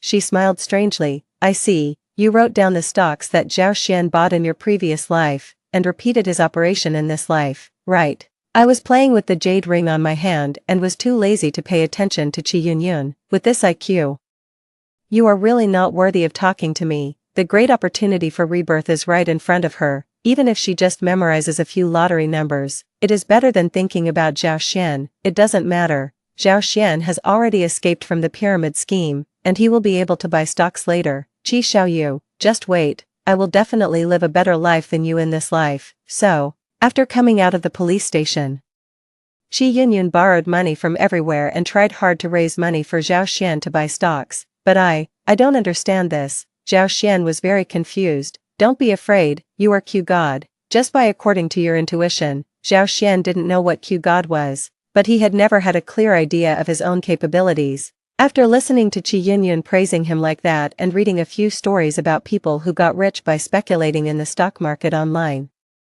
he immediately became excited and felt that he would be the next one, so he bought in large amounts. At the beginning, I actually made a little money by luck. Chi Yunyun was overjoyed, and they quickly invested all their money back into the stock market. Then came the unprecedented collapse. Chi Yunyun didn't believe it. She grabbed Zhao Xian's hand and said, "It's okay, Xian, you are Q God. We can definitely turn the tables."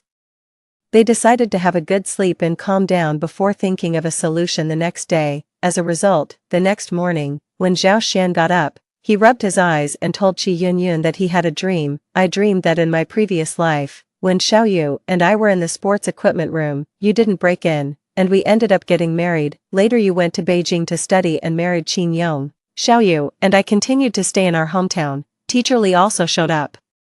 I wanted to become his disciple, but Xiaoyu wouldn't let me. I went there without telling her, but ended up getting tricked into a pyramid scheme. I escaped a few years later, and Xiaoyu came to the police station to pick me up. She was already very rich at that time. She said she didn't want to control me, and if I still wanted to follow her, I should do things for her. She asked me to accept media interviews. The media took photos of me and called me Q God.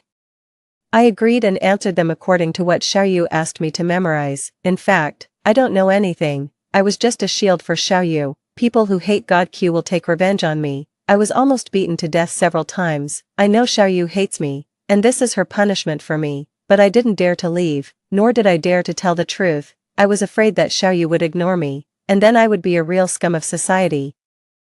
After Zhao Xian finished speaking, he saw that Qi Yunyun's face looked frighteningly ugly. He stretched out his hand and waved it in front of Qi Yunyun. Honey, are you angry? Zhao Xian coaxed her. I dreamed of being with your sister. Are you jealous? I'm sorry, I definitely love you the most, Zhao Xian murmured puzzledly, but that dream was too detailed, it can't be true. Before Zhao Xian finished speaking, he heard Qi Yunyun's shrill scream. She grabbed her hair, screamed desperately, and even banged her head against the wall. Before Zhao Xian could catch her, Qi Yunyun fainted. 12. Well, your sister woke up, that's it. In the mental hospital, I looked at the woman in front of me. She became crazy, sitting on the bed, giggling and then crying bitterly. I've given so much, so much. I am the heroine of a rebirth novel. The heroines of rebirth novels all want to reach the pinnacle of their lives. Why? Why hasn't anything changed?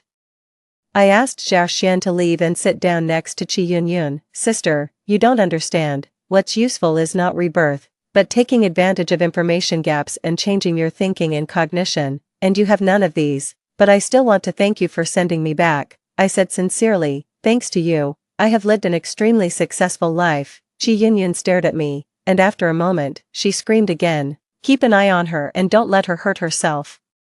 I gave instructions to the medical staff and left the mental hospital. Today, I have an important meeting. 13. At the deepest part of the alley there is a blue roof with a sign at the door, wishing shop, 10 yuan per time. It looks like a small shop that only junior high school students would visit. I walked into the store. The handsome young man was dozing off behind the counter while holding a big yellow cat. Upon hearing the noise, he immediately stood up and said, "Welcome."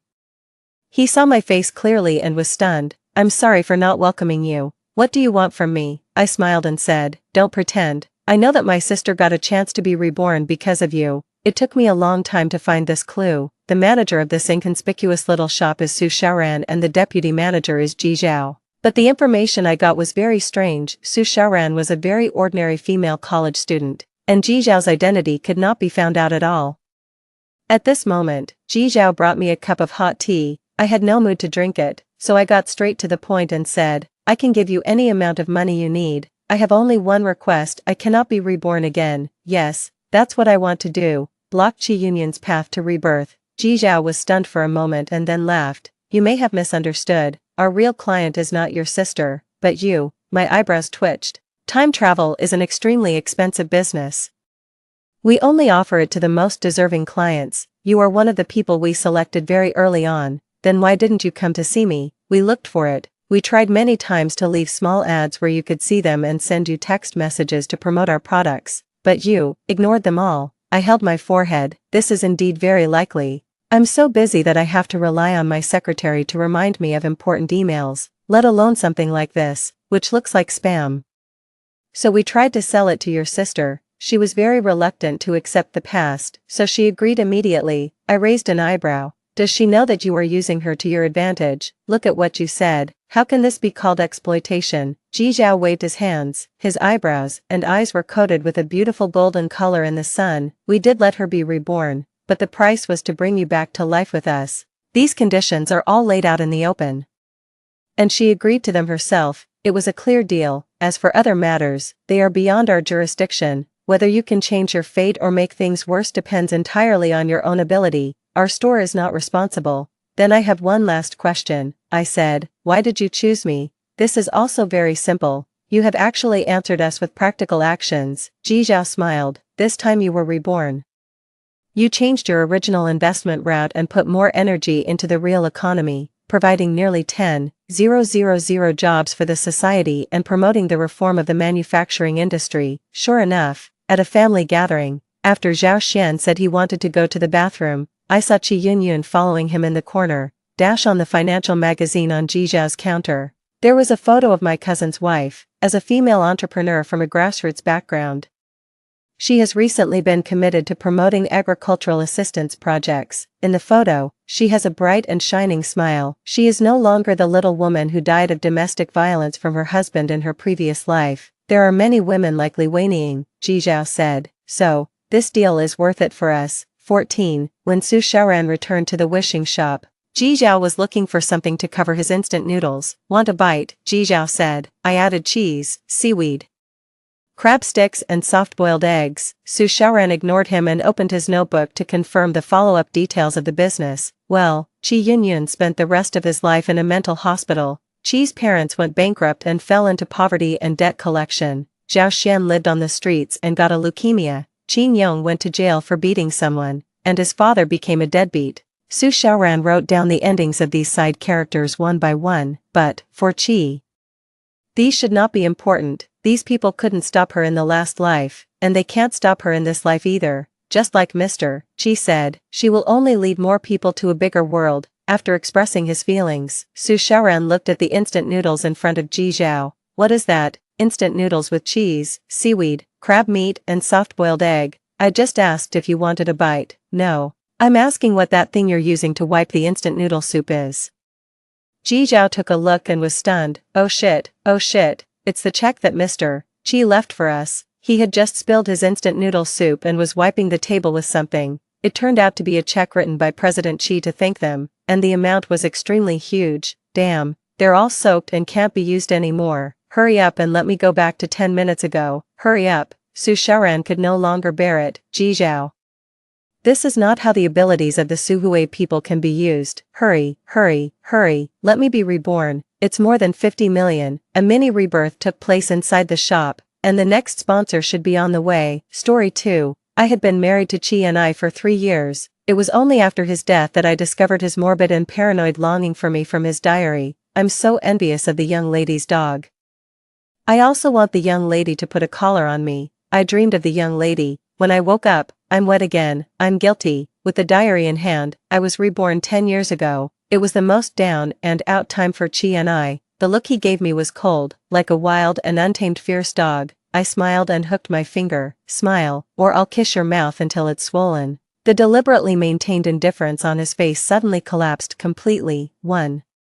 When I arrived at school in a Rolls Royce, Qi and I was selling egg-filled pancakes at the school gate. He was 186 meters tall, thin and tall. The cheap apron outlined his slender waistline. Just looking at his back, he gave a strong sense of being a good husband. Seemingly sensing something, Qi and I raised his eyes. His indifferent and world-weary eyes looked at me. An extra egg costs 5 yuan, and without an extra egg, it's 4 yuan. His tone was as calm as a stagnant pool of water.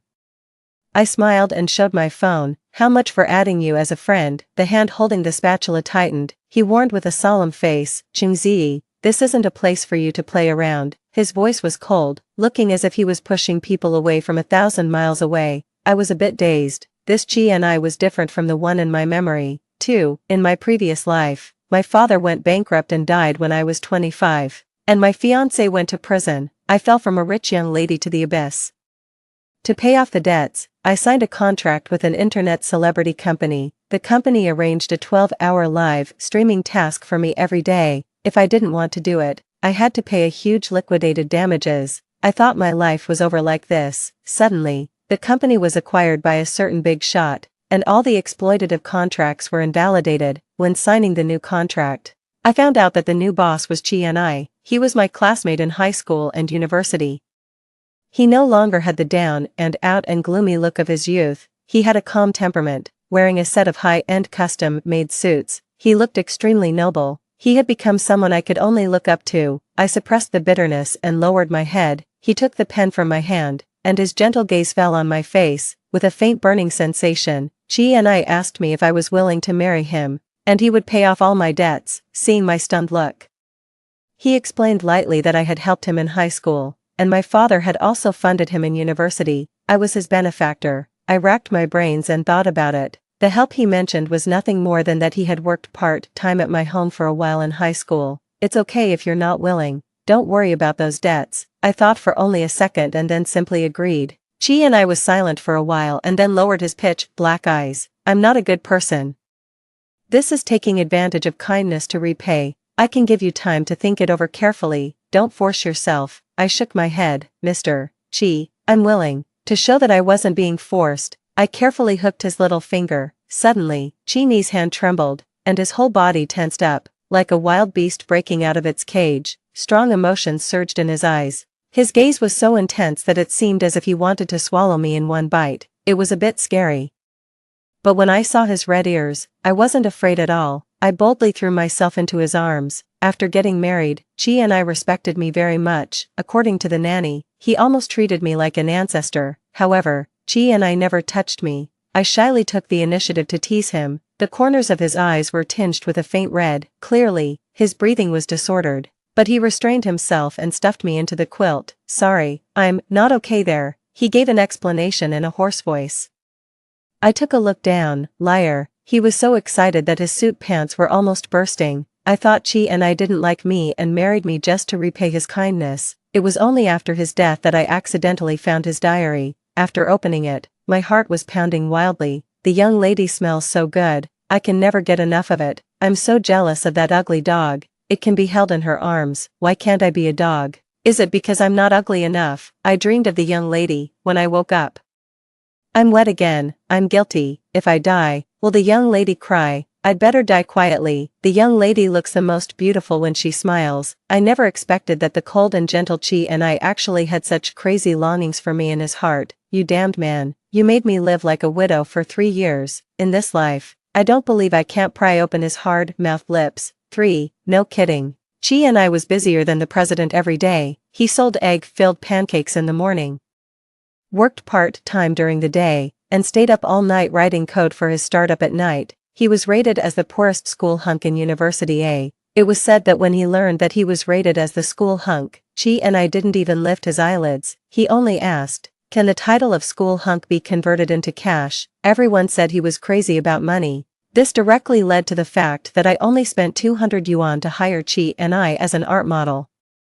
The moment he stepped into the classroom and saw me, his steps paused. I didn't give him a chance to back out. I closed the door with a bang. "Student Chi and I, you've taken my money. Do you want to run away?" It seemed that he just reacted and withdrew his gaze from my face. He consciously sat on the chair, knees together, hands stiffly placed on his thighs. His lips were tightly pursed. "You can start." I looked at him with a smile. "Take off your clothes." "What?" He slightly raised his eyes. He looked very much like a frightened fierce dog. I said matter-of-factly, "As an art model, of course you have to take off your clothes. Don't you have even this bit of professional ethics?" There was a long standoff. Chi and I closed his eyes and gave in. He raised his hand and slowly unbuttoned the first button of his shirt, revealing his sexy Adam's apple. Then came his beautiful collarbone, going further down. I sincerely praised. "It's very beautiful. Student Chi and I is pink." The 19-year-old Chi and I didn't have the calmness and composure of 10 years later. Just being teased a few times, even his fair skin turned a thin layer of pink, his slender, jointed hand pressed on his waist, as if he was enduring to the extreme. "Shut up," he scolded softly, ashamed and annoyed. The air conditioner was set at a high temperature. Sweat trickled down his abdominal muscles and disappeared below his beautiful mermaid line. I kindly pinched a tissue to wipe his sweat. Both Chi and I and his brother stood up straight. "So polite," I commented, following my gaze. Chi's whole body stiffened, and his face looked extremely ugly. He reflexively grabbed his backpack to block it. The veins on the back of his hand bulged, full of tension. In the previous life, it was also this hand that gently patted my back in countless nights to drive away my nightmares. Chi and I repeatedly emphasized that he was taking advantage of kindness to repay and wasn't a good person. But there was no one better than him in the world. A person who loved money so much gave me his hundreds of millions of without reservation. What a fool. The 19-year-old Chi and I wasn't gentle. "Are you done drawing? I'm leaving."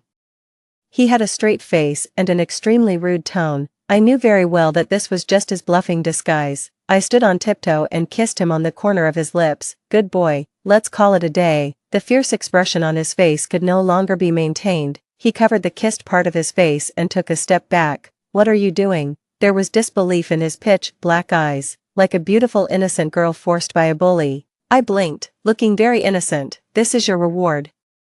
Don't you like it? What do you take me for?" Chi and I tightened the straps of his school bag, and the broken hair hanging down in front of his forehead blocked the emotions in his eyes. "Chungzi," his slightly hoarse voice said word by word. "I'm not that kind of shady person." He was so angry that his face turned red. He walked very fast, as if there were evil spirits chasing after him. Not long after, my phone received 200 yuan that Chi and I had returned.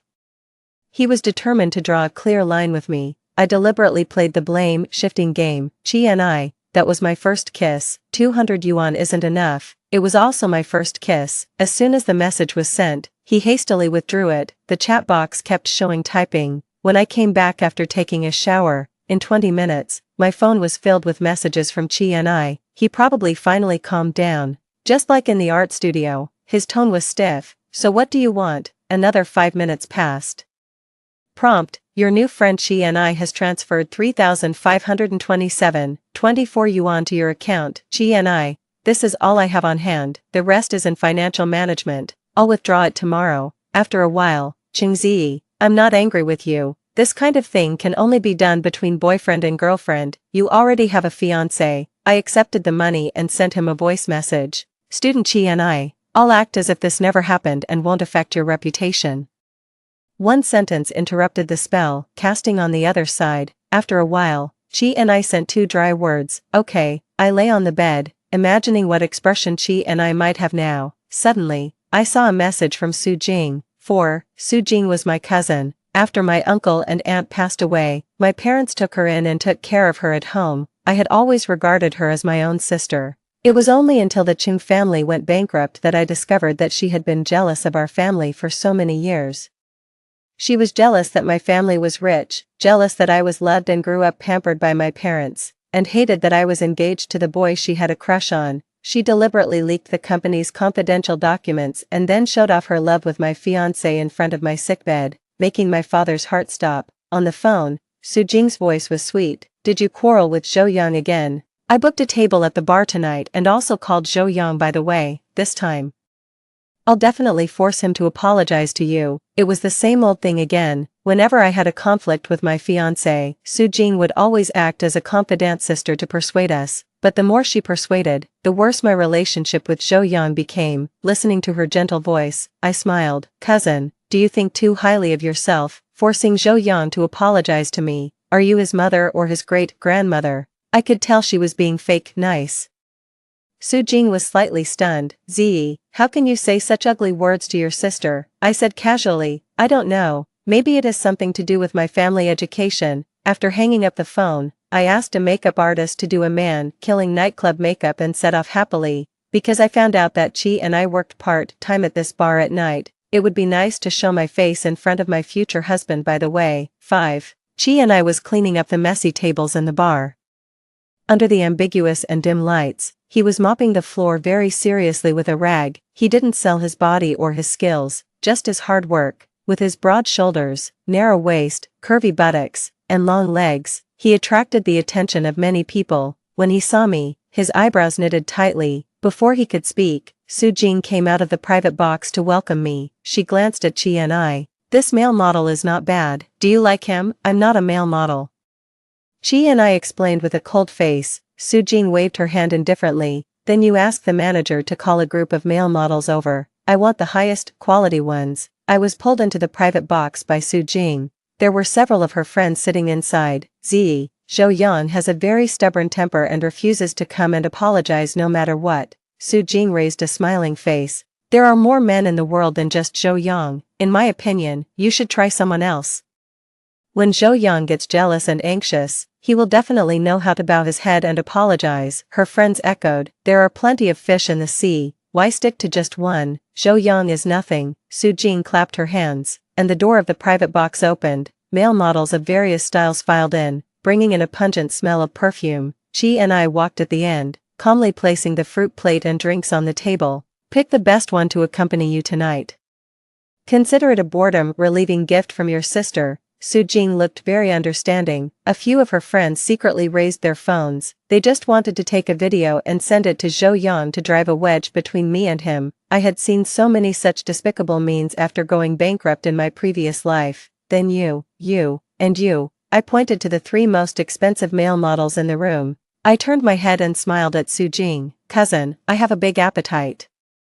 I'm going to make you spend a fortune tonight. My parents gave the same amount of pocket money to Su Jing and me, but Su Jing was extravagant and loved to show off in front of her friends, so all along, I had been quietly covering for her. Tonight, she was probably going to max out her credit card. Su Jing forced a smile. It's okay, as long as you like it. After all, I'm your sister, right? I hugged 3 male models on either side. Before going out, I took a look at Chi and I, who was still arranging the fruit plate, so dedicated. The watermelon slices were almost squeezed into watermelon juice by him. Su-jing opened a luxury suite for me. Suddenly, the room card in my hand was snatched away. Chi and I stood in front of me, his breathing becoming rapid. Qingzi, this isn't a place to fool around. I know, so I'm going to fool around somewhere else. Qingzi's face turned pale. Several male models teased, does the part-timer also want to join? He's so wooden. Can he serve Miss Qing well? Kid, go mop your floor properly. Chi and I pursed his lips tightly and said nothing, until I reached out to snatch the key from his hand, but instead, he grabbed my wrist and pulled me into his arms. His strong arm was across my waist. I struggled a bit, and Chi and I hugged me even tighter.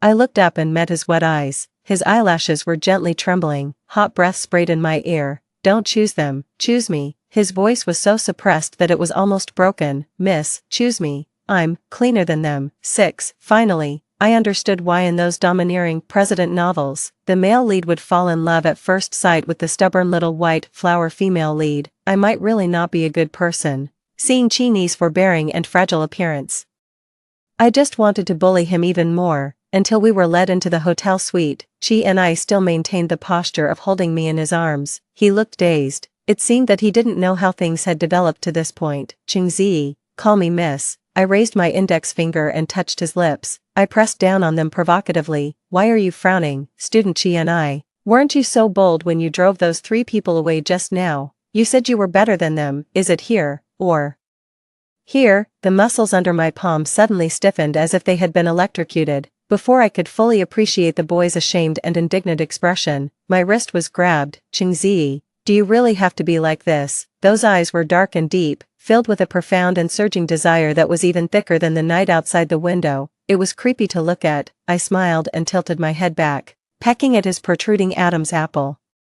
Qingzi's fierce mask shattered into pieces. His breathing became disordered, and he chased after my lips and kissed me. The 29-year-old Chi and I was always calm, powerful, gentle, and reserved. The 19-year-old Chi and I was just the opposite. He was like a tireless young calf, full of boundless brute force. He would get extremely excited with just a few teases. He had no skills and only knew how to plunder clumsily. He was so clumsy. I tilted my head back and kissed his tense chin. Student Chi and I.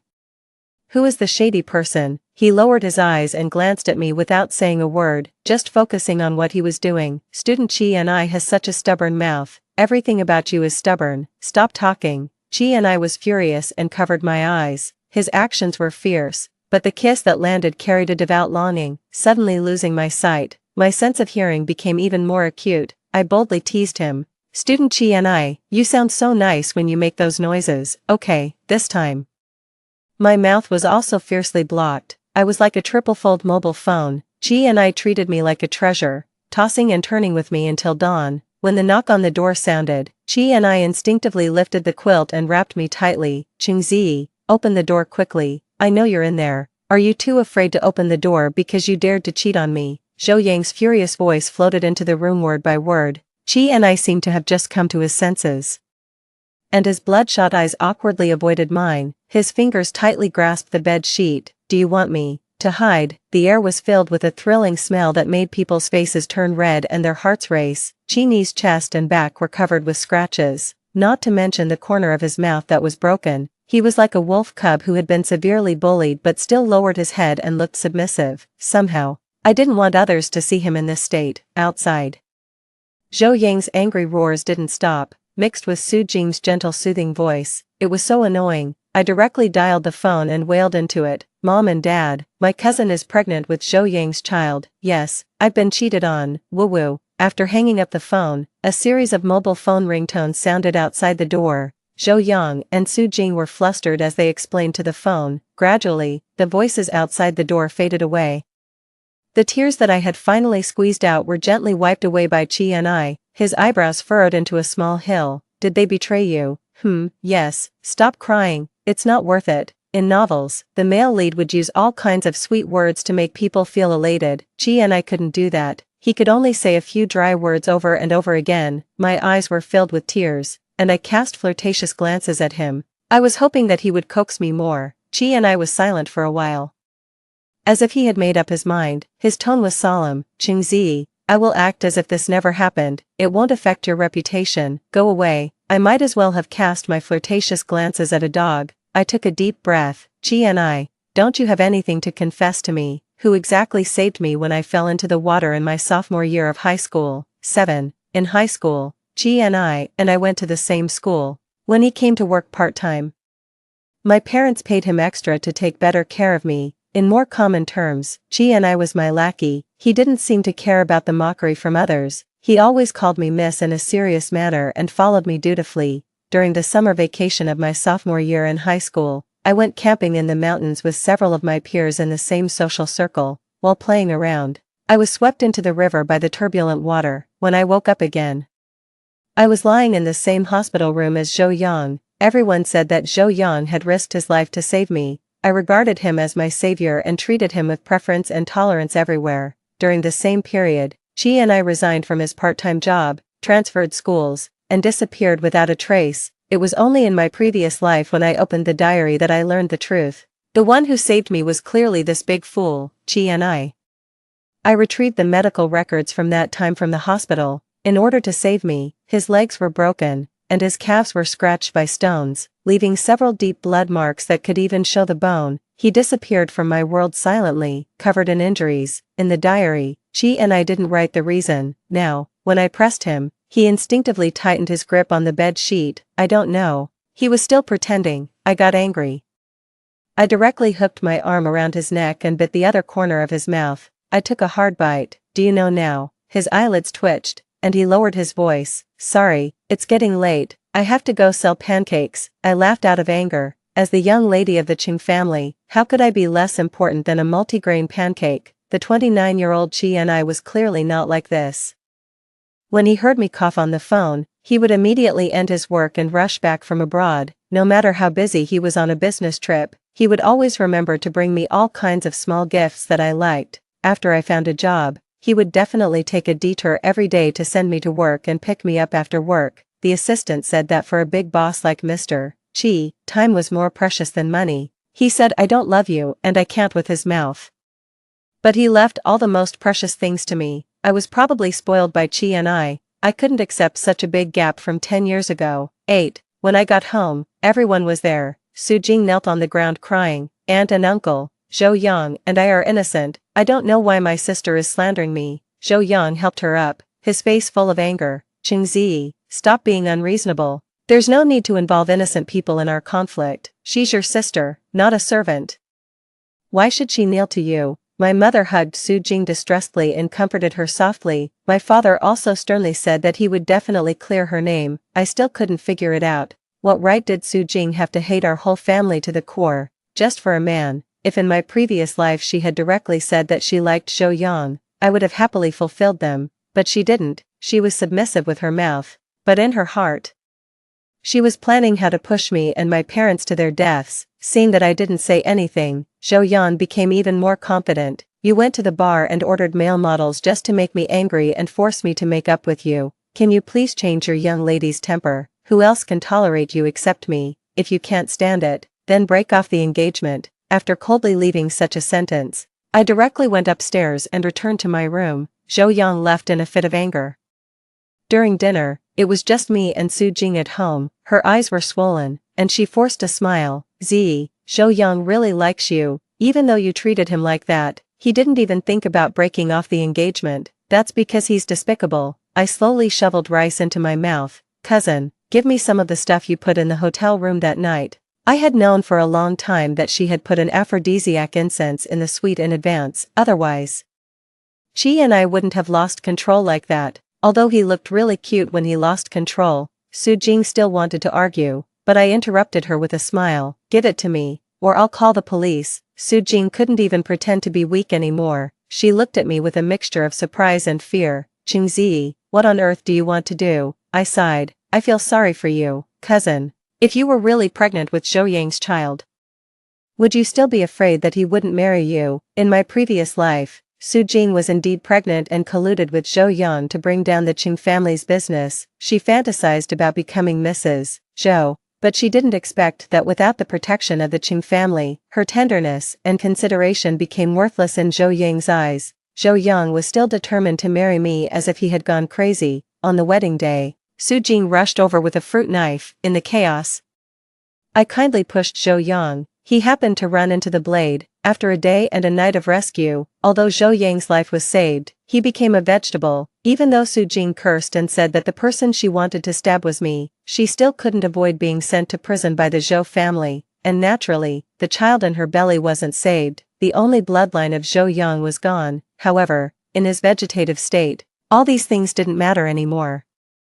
The Zhou family belatedly realized that this was my revenge, but they couldn't find any evidence. They gnashed their teeth and publicized that their son was a pure love warrior and a deep lover who took the knife for his fiancée. I'm afraid that in the whole world, only this fool, Qi and I, thought that I was deeply in love with Zhou Yang. Before he died, he hired more than a dozen bodyguards for me. He purchased several properties abroad.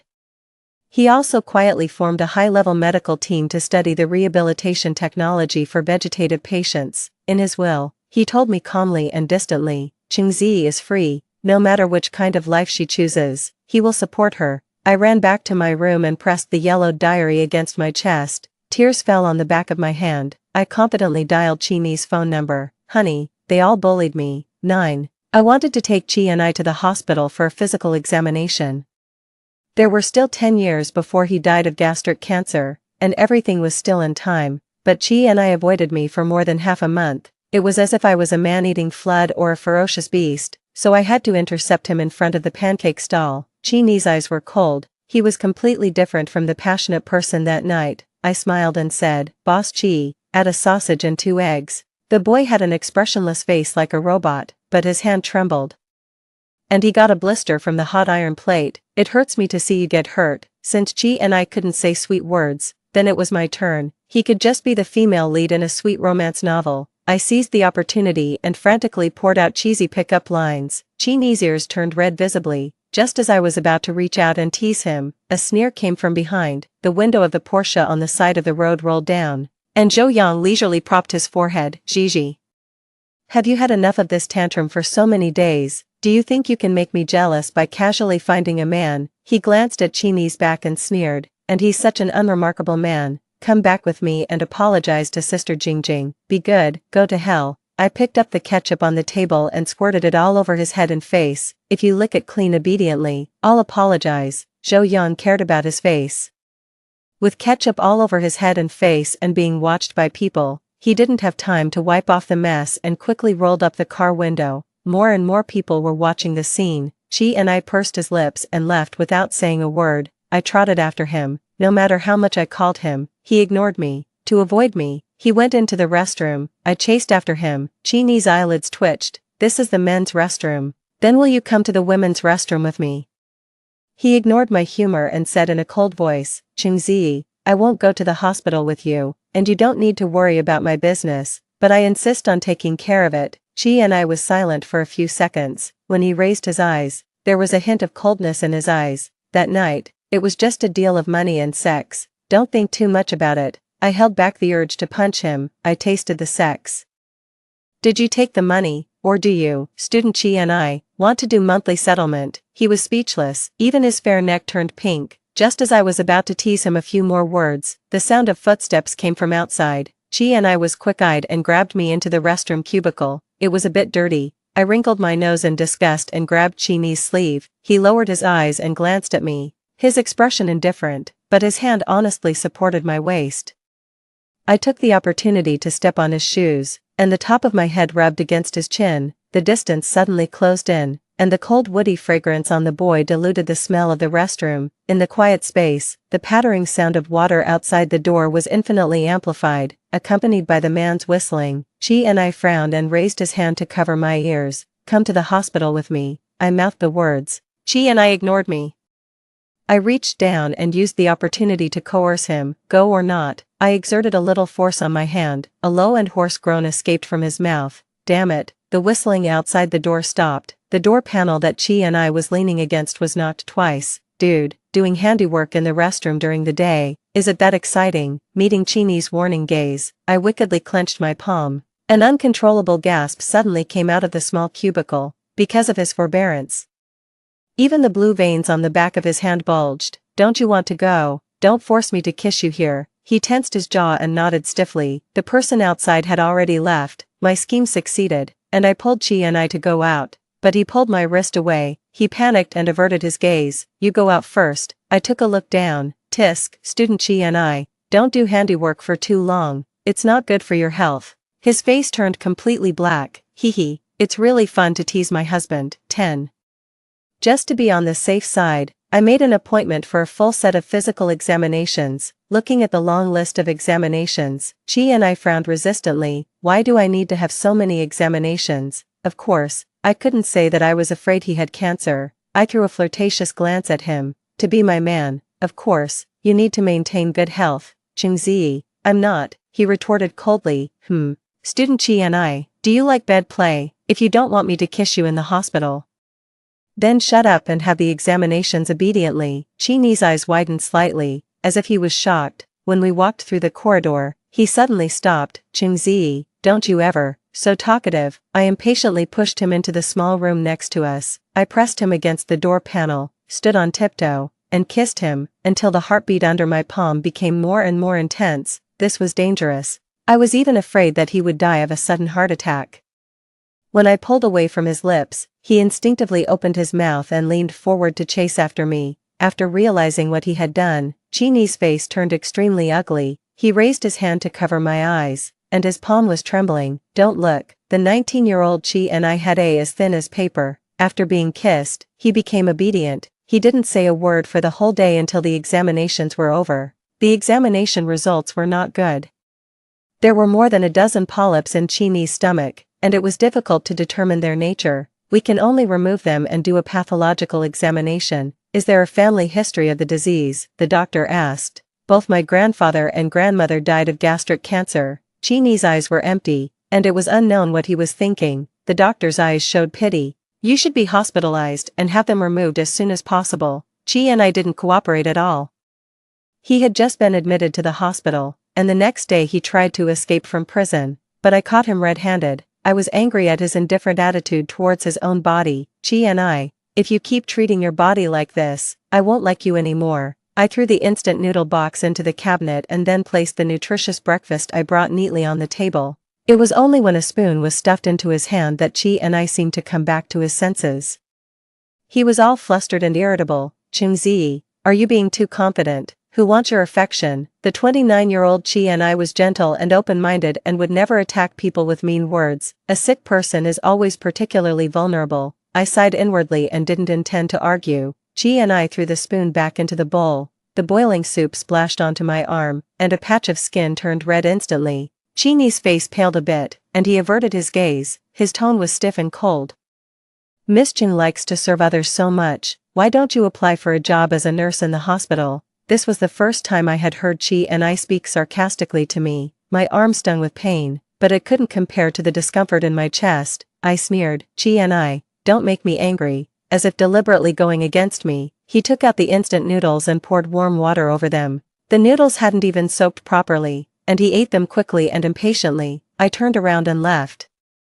At noon, the nurse called and said that Chi and I had just left the hospital and didn't say where he was going. "Did he have instant noodles for lunch again?" I asked. "Before he left, he finished all the breakfast Miss Ching brought." "Did he heat it up?" "No." I don't know why, but I felt even more uncomfortable. I would rather he had eaten hot instant noodles. Chi and I had always been thrifty in his life, in my previous life. The first time he took me into the empty villa, I thought it was his idle property and that he planned to hide his lover in a luxurious house. Later, I learned that this was his home. The villa had 3 floors in total. What belonged to Chi and I was only a guest bedroom without a balcony and a small study. There were only a few clothes of his in the closet. The second and third floors were my dressing room, cloakroom, audiovisual room, tea room. The entire villa was filled with my things, and occasionally I would feel embarrassed.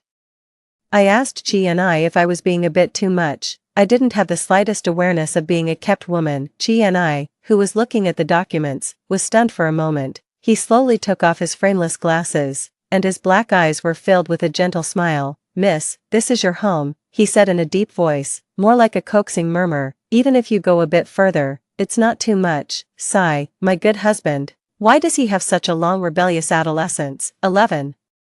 Chi and I didn't go back to school. according to the address given by his roommate. I found his residence. I knocked a few times, but no one answered. The door had a combination lock. I casually entered my birthday, and the door opened. I wasn't at home. The house was decorated in a cold and simple style, with only black, white, and gray colors. The furniture and furnishings were even more shabby. A familiar pink color peeked out from beside the pillow. I pulled it out and took a look. Sure enough, it was a diary, the diary of the 19-year-old Chi. It's not very moral to peek at someone else's diary, so while feeling repentant, I eagerly opened it. It was 99% similar in content to the one in my room. The only difference was that in my previous life, I had no interaction during our university days, so at most, he would just write a few awkward sentences occasionally. I saw the young lady again, and my heart is beating so fast. I had a dream about her. I'm about to explode with pent-up feelings.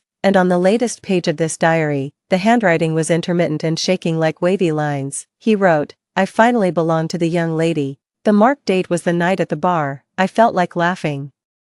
He was really as shyly flirtatious as ever. For 10 years, there was a safe beside the bed that didn't match the shabby room at all. I could enter the password with my eyes closed. When I saw what was inside, tears welled up in my eyes first. It was a will. The black characters on the white paper were all too familiar. Chi, whose parents had both passed away and had to work part-time to earn his tuition fees since he was a teenager, must have worked so hard to earn so much money. 2 million yuan was probably all his assets. Just like in my previous life, he left everything to me. I wiped away my tears and opened the letter left for me. Chungzi, I don't have any other intentions. I was taken care of by your parents in high school. Consider this money as my repayment. You can dispose of it as you like. Don't think too much about it. The date was last night. I suddenly realized. These past few days, I had been rejoicing that as long as Chi had the surgery, he could stay healthy and accompany me until old age. But the 19-year-old Chi didn't know that fear is a human instinct. He would be afraid of suffering from a terminal illness like his grandparents. He wasn't the Mr. Chi who could strategize in the business world 10 years later. I should have been more patient. What's the harm in coaxing him a bit more? He was already feeling so bad. I couldn't wait to fly to Chini's side immediately, just as I was about to close the safe. My eyes were attracted by the white bedsheet at the bottom layer. I took a few more glances and saw that the bedsheet label had the logo of a hotel pasted on it. Did Chi bring back the bedsheet from the hotel that night? I couldn't even bear to look at it. I quickly locked the safe and fled the room with a burning face. You shy little pervert. 12. During the few days when Chi was preparing for the surgery, I became the most diligent student in his major. I took full class notes for every class. I asked Chini's roommate to send them back to the dormitory. After a few times, the boys couldn't hold back and asked me what my relationship with Chi was. I smiled. I've had a crush on Chi for a long time. The few of them were so shocked that their mouths could fit an egg. Under my brainwashing day after day, when Chi was discharged from the hospital and returned to school, his world was turned upside down. Almost everyone knew that the school hunk Chi had a fanatical admirer.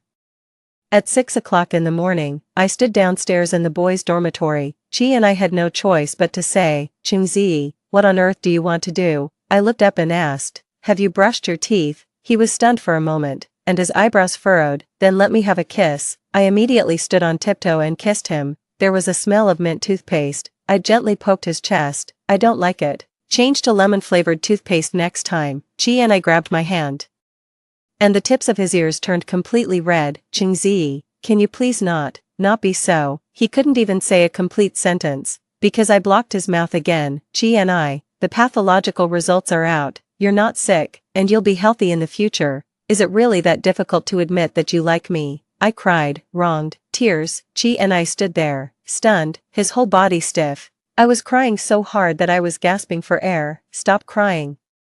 Chi raised his hand and pressed me into his arms. He let out a soft sigh. I'm not worthy of you, miss. I'm not a good person. If you're with me, you'll regret it. I pinched his pectoral muscle hard. Better to die under the peony flower than to live without love. Chi let out a muffled groan. He tightened his embrace, which was as tight as a drum, and his face was expressionless. But that couldn't stop his little brother from greeting me in agreement. Chi, I haven't had breakfast yet. Okay. He took a deep breath, seemingly finally calming down. He said awkwardly, I'll go buy some." In less than 10 minutes, he came back with hot breakfast. They were all the things I liked to eat. In a trance, I seemed to see Chi and I who used to revolve around me in high school. It was also like Mr. Chi who solved all my troubles for me when he was 29 years old, 13. The photo of me and Chi and I hugging was posted on the forum. Some people said that I was too timing. Engaged to Zhou Yang on one hand and flirting with the school hunk Chi and I on the other. Those malicious comments were deleted by the system not long after they were posted. I poked Chi and I, who was sitting upright. "Did you delete them?" "Yeah, they were talking nonsense." After some persistent pestering, I successfully moved into Chini's house. But this certain someone was so proper that he would rather sleep in the living room with a tent pitched high every night and give the bedroom to me. There was a new post on the forum. It exposed that everything had nothing to do with Qingzi and that it was Chi and I who was brazenly harassing the other party. I handed the tablet to him and asked, "Which kind-hearted person posted this?" Chini's face became unnatural as he closed the forum page. "Don't look at these, they'll affect your mood." I could tell with my toes who did it. I smiled and threw myself into Chini's arms. Afraid that I would fall, he instinctively supported my waist. "Hey. How should I thank my big hero?" I slightly lowered my head and leaned in. Chi and I closed his eyes. His thin lips pursed slightly, a blush appeared on his ears. I couldn't help laughing. Is student Chi and I asking for a kiss? Realizing that he had been tricked, he opened his eyes in shame and annoyance. He turned his face to the side. I playfully kneaded his red earlobe. I played with it until it became hotter and hotter. Student Chi and I can endure so much. I leaned over and kissed him. Then endure it a bit longer. I'll give you a proper status. How could I bear to let this little pervert who I finally coaxed into my arms be the other woman? 14. A wealthy family's arranged marriage couldn't be called off so easily, even though Su Jing exaggerated the situation in front of Zhou Yang's parents and said that I had a young lover outside. The Zhou family had no intention of breaking off the engagement. They even said that as long as I was willing to be a daughter-in-law of the Zhou family, they would give me absolute freedom. To put it bluntly, they were just eyeing the Qing family's property behind me. I was determined to break off the engagement, and even though Zhou Yang reacted violently, it was of no avail. On the campus where people were coming and going, he held my arm tightly, his face contorted with anger. "Just because I didn't coax you after our last quarrel, you want to break off the engagement? How can you treat me like this? I won't allow it." Zhou Yang roughly dragged me towards the car. Just as I was about to take out my phone and call the police, Chi and I suddenly pushed through the crowd and rushed over, punching Zhou Yang in the face. Zhou Yang covered his face in pain and let go of my arm, seeing the bruises on my wrist from being grabbed. A cold light flashed in Chini's eyes. And he raised his leg and kicked Zhou Yang in the chest. He pinned the man down and punched him fiercely. When the security guards arrived, Zhou Yang's face was swollen like a pig's head, and he was lying on the ground with blood in his mouth. I held Chini's arm and shook it vigorously. The murderous look in his eyes gradually faded away. He held my hand, and the concern in his eyes couldn't be hidden. If he hadn't been stopped, he probably would have kicked Zhou Yang a few more times. Not long after we arrived at the police station, Zhou Yang's parents rushed towards their son, crying. Su Jing came with my parents. She bit her lip and silently stood behind Zhou Yang. The Zhou family wanted to send Chi and I to prison on the charge of intentional injury. My father was the first to object. How can an act of heroism be considered intentional injury? He smiled and held Chini's hand. "Son, I will definitely send you a banner in person another day to thank you for saving my daughter."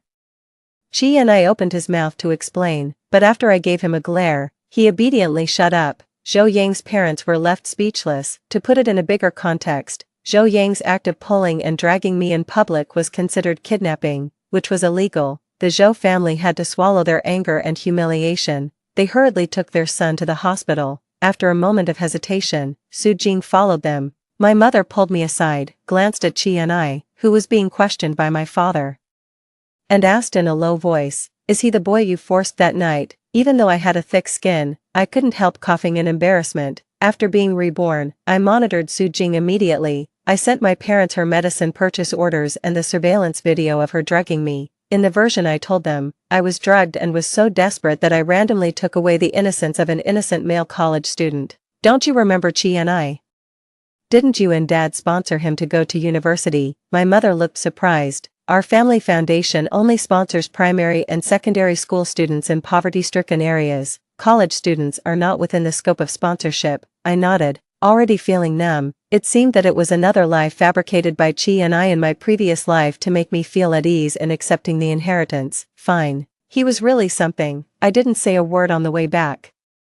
Chi and I took out the medicine box and applied ointment to me. He knelt down in front of the sofa. Does it hurt? In fact, the red marks on my wrist had almost faded away, but I didn't say anything. Chi and I looked a bit annoyed, seeing that I still ignored him. He looked a bit wronged. He lowered his gaze and said, "I'm sorry." "What are you sorry for?" I lifted his chin. He didn't resist. Instead, as if he was afraid that the weight of his head would press on my finger, he consciously rested his chin gently on my finger. He said in a hoarse voice, "I was too harsh on him. I'm sorry." I was taken aback for a moment and realized that he was talking about Zhou Yang. He thought I was blaming him for beating up Zhou Yang. I was almost angry enough to laugh. Chi and I'll say this one last time, I like you, only you. Even if you beat Zhou Yang to death, I won't have any objections, but if Zhou Yang dies, you'll have to pay with your life.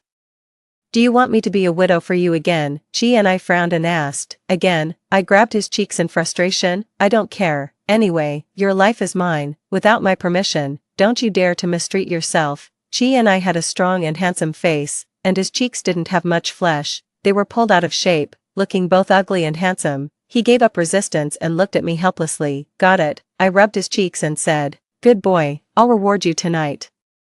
I looked down suggestively. The tips of his ears turned bright red. He said sternly but inwardly timidly, "I'm not so lustful, and I don't think about that kind of thing every day." He went into the kitchen to cook with his head down. The apron strings were tied tightly, outlining his beautiful waistline. The kitchen door wasn't closed. He held the spatula and walked back and forth in front of me, looking for soy sauce and vinegar. "You shy little thing." 15. I sent the information investigated by the private detective to my parents. Even though the Qing and Zhou families had already fallen out, Su Jing still chose to stand on Zhou Yang's side. She didn't even call back. After the incident of drugging me, my father had already withdrawn his love for Su Jing. My mother cried for a while and also saw Su Jing clearly. She asked me what I planned to do. I asked the servant to pack all the worthless things in Su Jing's room and send them to her school. All the valuable bags and jewelry were sold, and the money was converted into cash and donated to poverty-stricken mountainous areas. I also stopped her pocket money. By the way, Su Jing was used to living a lavish life and couldn't stand it for less than a week. She and Zhou Yang, who had just been discharged from the hospital, blocked me at the door of the classroom. I took Qini's hand and signaled him not to be impulsive. Su Jing resorted to her old tricks and knelt down again. She sobbed and pleaded, "Zi, it's all my fault. Please let me go home. I really can't bear to part with aunt and uncle." Her eyes were misty with tears, and she longed for Zhou Yang to be her savior again, just like last time, but Zhou Yang didn't even glance at her. He stared at me intently. "Gigi, I made her apologize to you. Let's make up and don't break off the engagement." Su Jing looked up in disbelief. I pulled Chi and took a step back to avoid being affected by the bad luck. Stung by my disdainful gaze, Zhou Yang suddenly sneered and pointed at Chi and I. "You like him. Don't be naive, Gigi. Do you think he's sincere towards you? You have no idea how despicable this man is." Qini's hand froze for a moment. Zhou Yang looked at the onlookers in the classroom and raised his voice. "Your school hunk once took 300,000 yuan from me and promised to leave my fiancé. Would a despicable person like this, who is only interested in money, have true love? Gigi, you're so naive." 16. Many eyes turned to Chi and I. Surprise, contempt, disgust. Chi and I didn't care. He was originally a person who had struggled in the mud. A person who had been so poor since childhood that he couldn't even afford a piece of meat. What self-esteem could he have? But in front of Qingzi, he desperately tried to maintain a bit of dignity. Even if he couldn't get her love, he didn't want to be more hated. That year, he saved the young lady who fell into the water. His legs were broken by the stones at the bottom of the river, and he was in so much pain that he passed out for a day. As soon as he woke up, he received the sad news that his grandfather was critically ill. The surgery fee was 300,000 yuan. Zhou Yang gave it to him in exchange.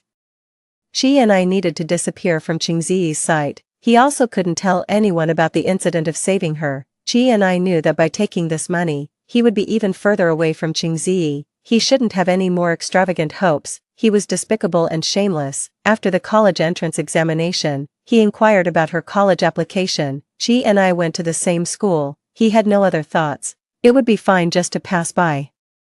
It would be even better if he could take a look at her. Every time the young lady touched him, he was on the verge of losing his mind. He endured and didn't dare to move. His heart uncontrollably gave birth to a crazy longing for her to get closer. He was afraid of being seen through his despicable inner self. The feelings that couldn't be expressed aloud blossomed into an eternal flower on his broken and dirty soul. Until the girl beside him held his hand tightly, playfully tugged at his ear. Student Chi and I, are you a fool? Do you think this young lady is only worth 300,000 yuan? 17. Chi and I was on high alert. I thought there was something serious, but in the end, was this all there was? Zhou Yang, you're so stingy. I'm ashamed to have you as my former fiancé. I didn't care what the ferocious-looking Zhou Yang was thinking. I dragged Chi and I out of the crowd. When we reached a secluded corridor, Chi and I suddenly hugged me from behind. His chin gently rested on my shoulder, and the breath he exhaled tickled my ear. Miss, his voice was hoarse, I'm not a good person. I rolled my eyes. I've heard this sentence so many times in 2 lifetimes that my ears are almost calloused. So what? I asked irritably. I like you so much, miss. He spoke slowly, his tone awkward yet extremely earnest. I covered my wildly beating heart. It wasn't even a particularly passionate love confession, but I was hopelessly moved. I already knew that, miss, he called again in a low voice.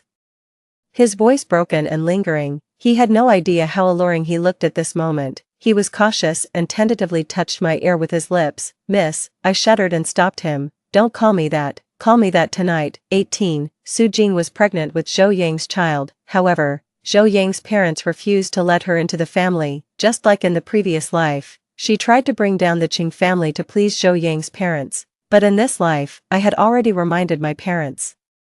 As soon as Su Jing took the company documents, the police arrested her at the Zhou family's residence. For stealing company secrets, Su Jing was sentenced to 3 years in prison. The Zhou family certainly didn't want to take care of her, but Su Jing was pregnant with Zhou Yang's child. With this guarantee, she lived quite comfortably in prison. Zhou Yang came to me several times to try to get back together, but my parents drove him away.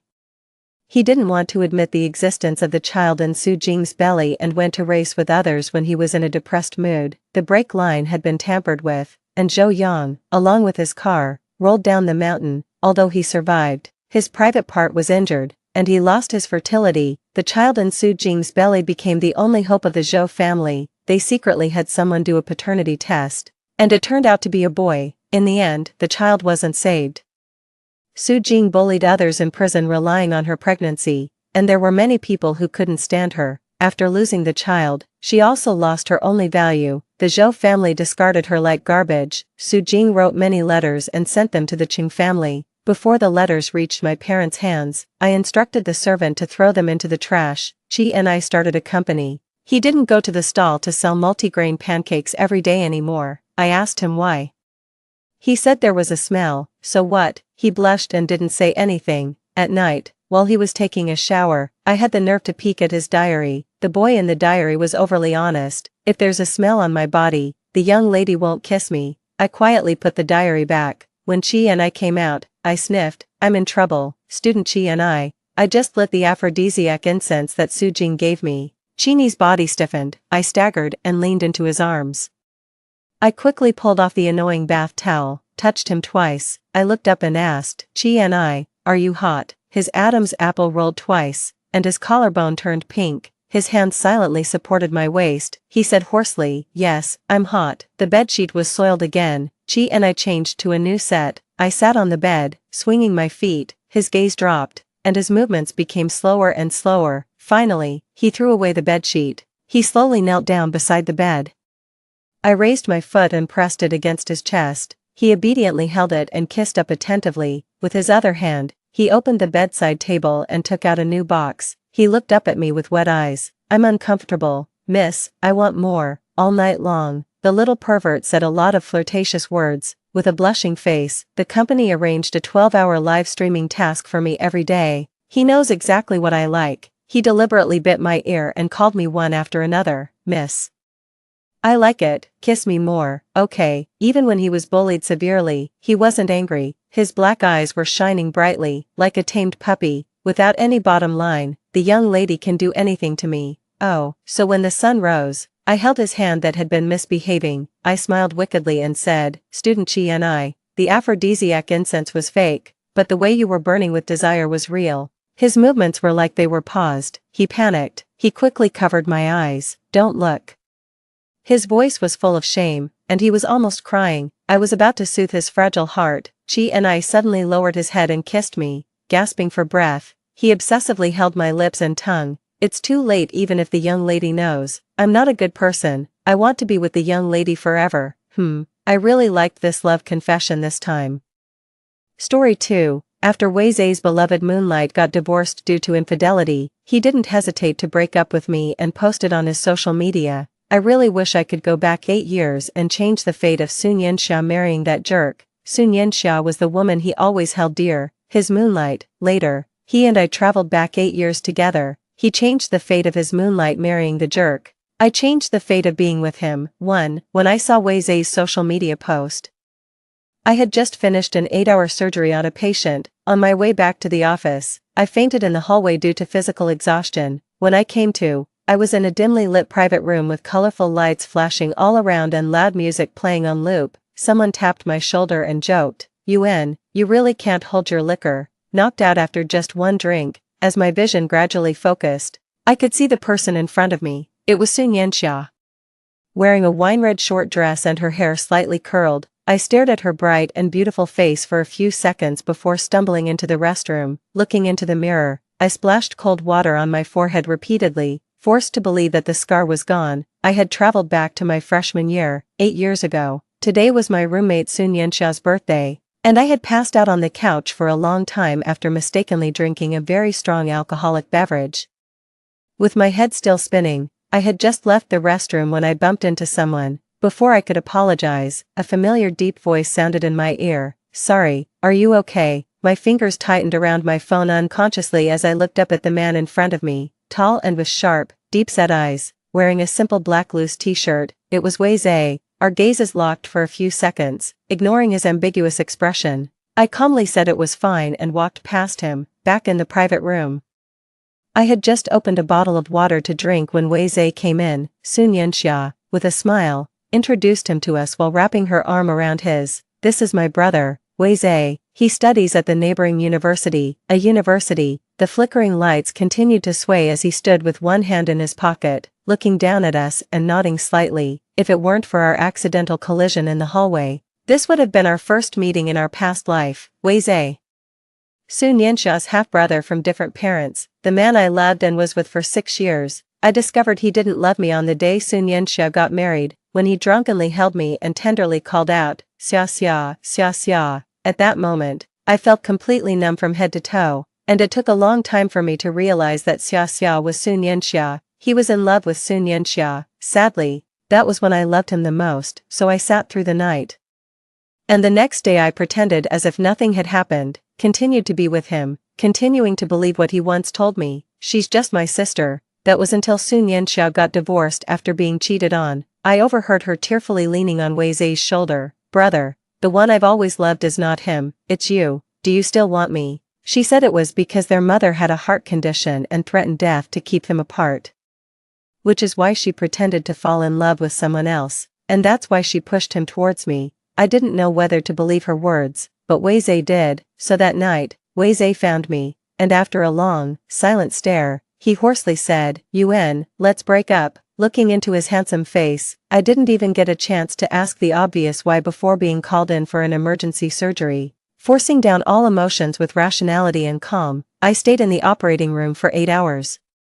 And when I came out, I saw Wei Zai's social media post. I really wish I could go back 8 years and change the fate of Sun Yanxia marrying that jerk. 2. Now that I have a chance to do it all over again, I see clearly the details that I either overlooked or ignored before, like the birthday cake Wei Zai made personally for Sun Yanxia, how he gently took the wine bottle from her hands when she wouldn't let go. Or how he didn't hesitate to carry a drunken Sun Yanxia on his back after the party ended. The other 2 roommates watched with emotion and remarked, "She's so lucky to have a brother that treats her so well." Back then, I naively thought he was just her brother. So, when Sun Yanxia later developed feelings for someone else and continuously tried to set me up with Wei Zai, I genuinely fell for him, who was not only handsome and charming but also gentle and considerate. It wasn't until the truth came out that I realized his kindness and attentiveness were never directed at me. Whether it was a birthday or an anniversary, he always seemed disinterested, his attention invariably fixed on Sun Yanxia whenever she was around. From the beginning to the end, the only person Wei Zhe loved was Sun Yanxia. Like now, as I was pulled into Wei Zhe's car, sitting in the back seat dozing off with my roommates, during a pause at a red light.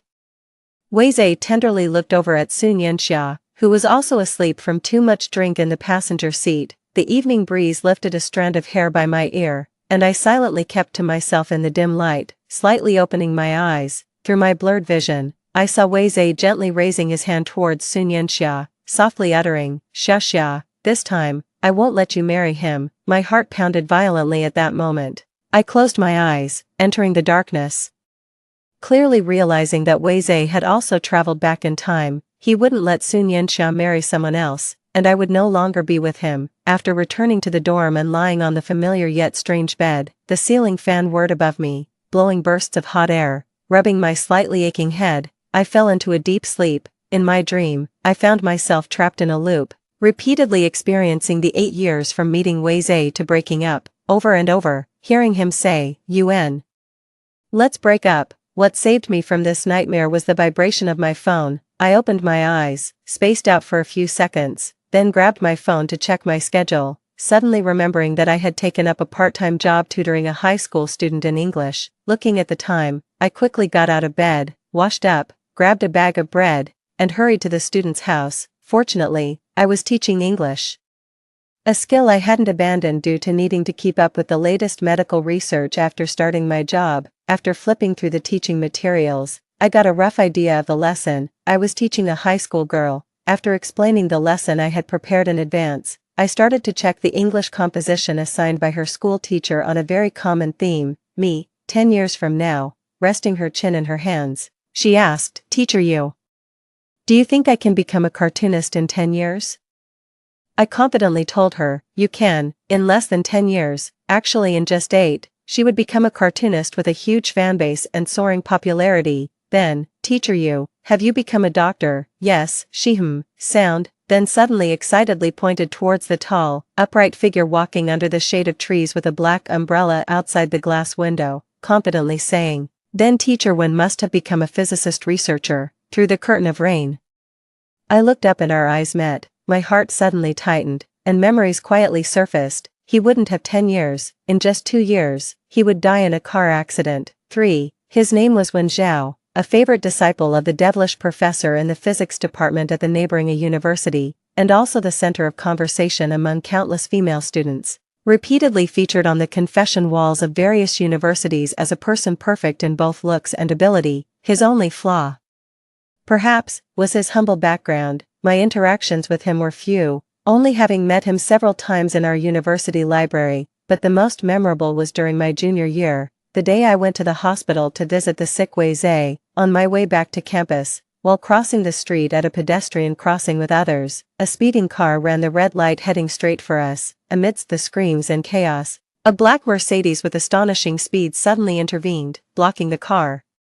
After a loud screeching of tires, both vehicles crashed into the distant railing. Instinctively, I ran toward the scene, but halfway there, an explosion unexpectedly erupted, and flames instantly blocked the view. The cicadas in the nearby camphor trees fell silent for a moment before resuming their loud calls. No one in the car survived, and a flying shard grazed my forehead, leaving a scar. Later, this incident made the headlines. The results revealed that among the 2 charred bodies, one was a car driver who, after losing everything due to gambling, wanted to take revenge on society. He had gasoline in the car. The other was Wen Chao. He was driving for his professor that day, helping him retrieve documents from another university. On the way back, they happened to pass along that road. Netizens quickly unearthed all sorts of information about him, and countless photos of him spread across the internet. Some admired his looks and talents and mourned his untimely departure, while others remarked, "He saved so many families, he died a meaningful death."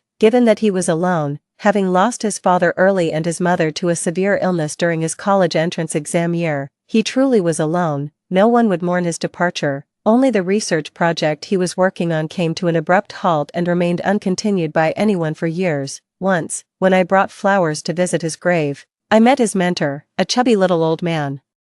He stood silently in front of the grave until a light drizzle began, and then he heaved a deep sigh. This child had such a bright future ahead of him. For a long time afterward, I suffered from insomnia. My heart felt as if it was soaked in water, heavy and sore. I guess that was my guilt and regret for him. My wrist was gently tugged, snapping me back to reality. By the time I looked out the window, Wen Chao's figure was gone, and I heard a student speaking. Teacher Xiaoyu. I'm going to attend Professor Wen's physics class now. Remember what I just told you. Don't be late tomorrow night. I hadn't really heard what she said, but a distant memory reminded me that tomorrow was her birthday. Her parents were too busy to be with her, so she had asked me to keep her company. The rain had stopped outside without my noticing, and as I looked at the warm sunlight filtering through the clouds, I suddenly remembered the information about Wen Chao that I had seen online after his death. Tomorrow was also his birthday, but in fact, Wen Chao didn't celebrate his birthday, because on the day he was born, his firefighter father died in a big fire while on duty. Without even having a chance to see him once, I think he probably wouldn't want a happy birthday, but that was the day he met the world. And he shouldn't be alone, so, the next day, I arrived at the student's home ahead of the scheduled time, carrying a cake and gifts. At that moment, Wen Chao was giving a lecture. As the sun set outside the window, he wore a plain white shirt, clutching the exam papers while standing beside a wooden table, his gaze modest and refined. Seeing this scene, rumors I had seen later involuntarily surfaced in my mind. It was a chat screenshot of uncertain origin and authenticity. With just a few short lines, someone asked him, Wen Chao, do you have someone you like? Yes, go tell her. It took about 3 minutes before he replied, never mind. Most people actually didn't believe he would harbor a secret love with such a face, but by then he was already gone, and the truth would never be known. Even if it were true, his secret love would never see the light of day, whether it was his father he never met, his mother who died sick, his unknown secret love, his abruptly ended career, or his unregretted sacrifice.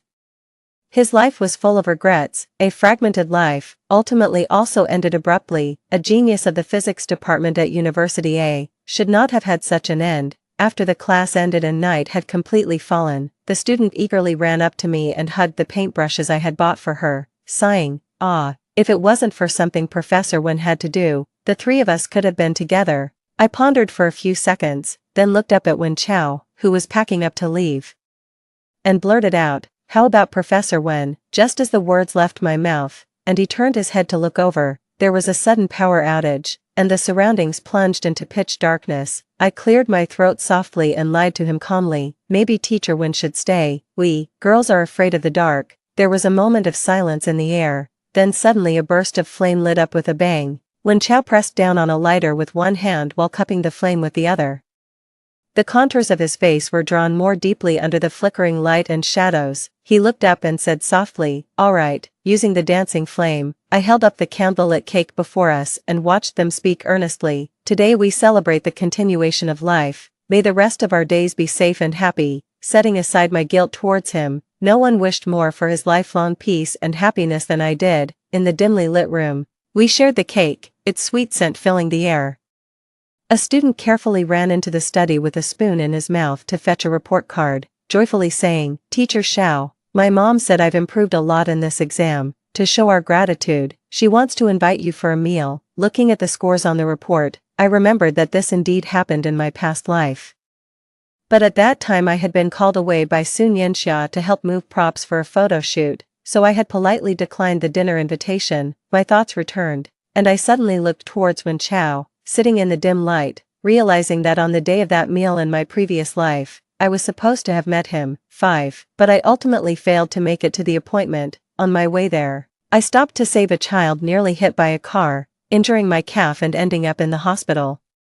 To prove I hadn't flaked out at the last minute, I even took a photo and sent it to the student's parent. The injury wasn't serious, just a superficial scrape, stingingly painful but not requiring a hospital stay. While waiting for the doctor to apply the medicine, I unintentionally came across Sun Yanxia's social media post of her photography club's event. Weizhe was also in the photos. Naturally, he was always ready to respond to Sun Yanxia's calls. I remembered on our 4th anniversary, Sun Yanxia had a fight with her boyfriend and drunk dialed Weizhe from a bar, sobbing, brother, I'm so sad, can you come and keep me company? We had just arrived at the restaurant we booked and hadn't started ordering when he stood up to leave. I said I would go too, but he stopped me, saying, "NN, Xia has always been proud. She definitely wouldn't want you to see her in a sorry state." I asked him, "What about you?" "It's different for me, we grew up together." Later, after Sun Yanxia and her boyfriend made up, at a gathering she cooed to her boyfriend, "He's not the only one who likes me. If you make me angry again, I might just leave you." Wei Zhe silently drank a glass of wine nearby, saying nothing. He must have always understood. Sun Yanxia knew about his feelings but pretended not to, continuing to enjoy his affections without any burden while also being with the one she loved. As for me, Wei Zhe could shut me up with a simple, "She is my sister and your friend." Fortunately, having another chance, I won't let myself be used by them again. After my wound was bandaged, I limped out of the hospital. Suddenly, it started raining halfway, and my wound couldn't get wet. Enduring the sharp pain, I quickly sought shelter in a building to call a cab. Unfortunately, as if to add insult to injury, my phone died. The late summer breeze carried a hint of coolness.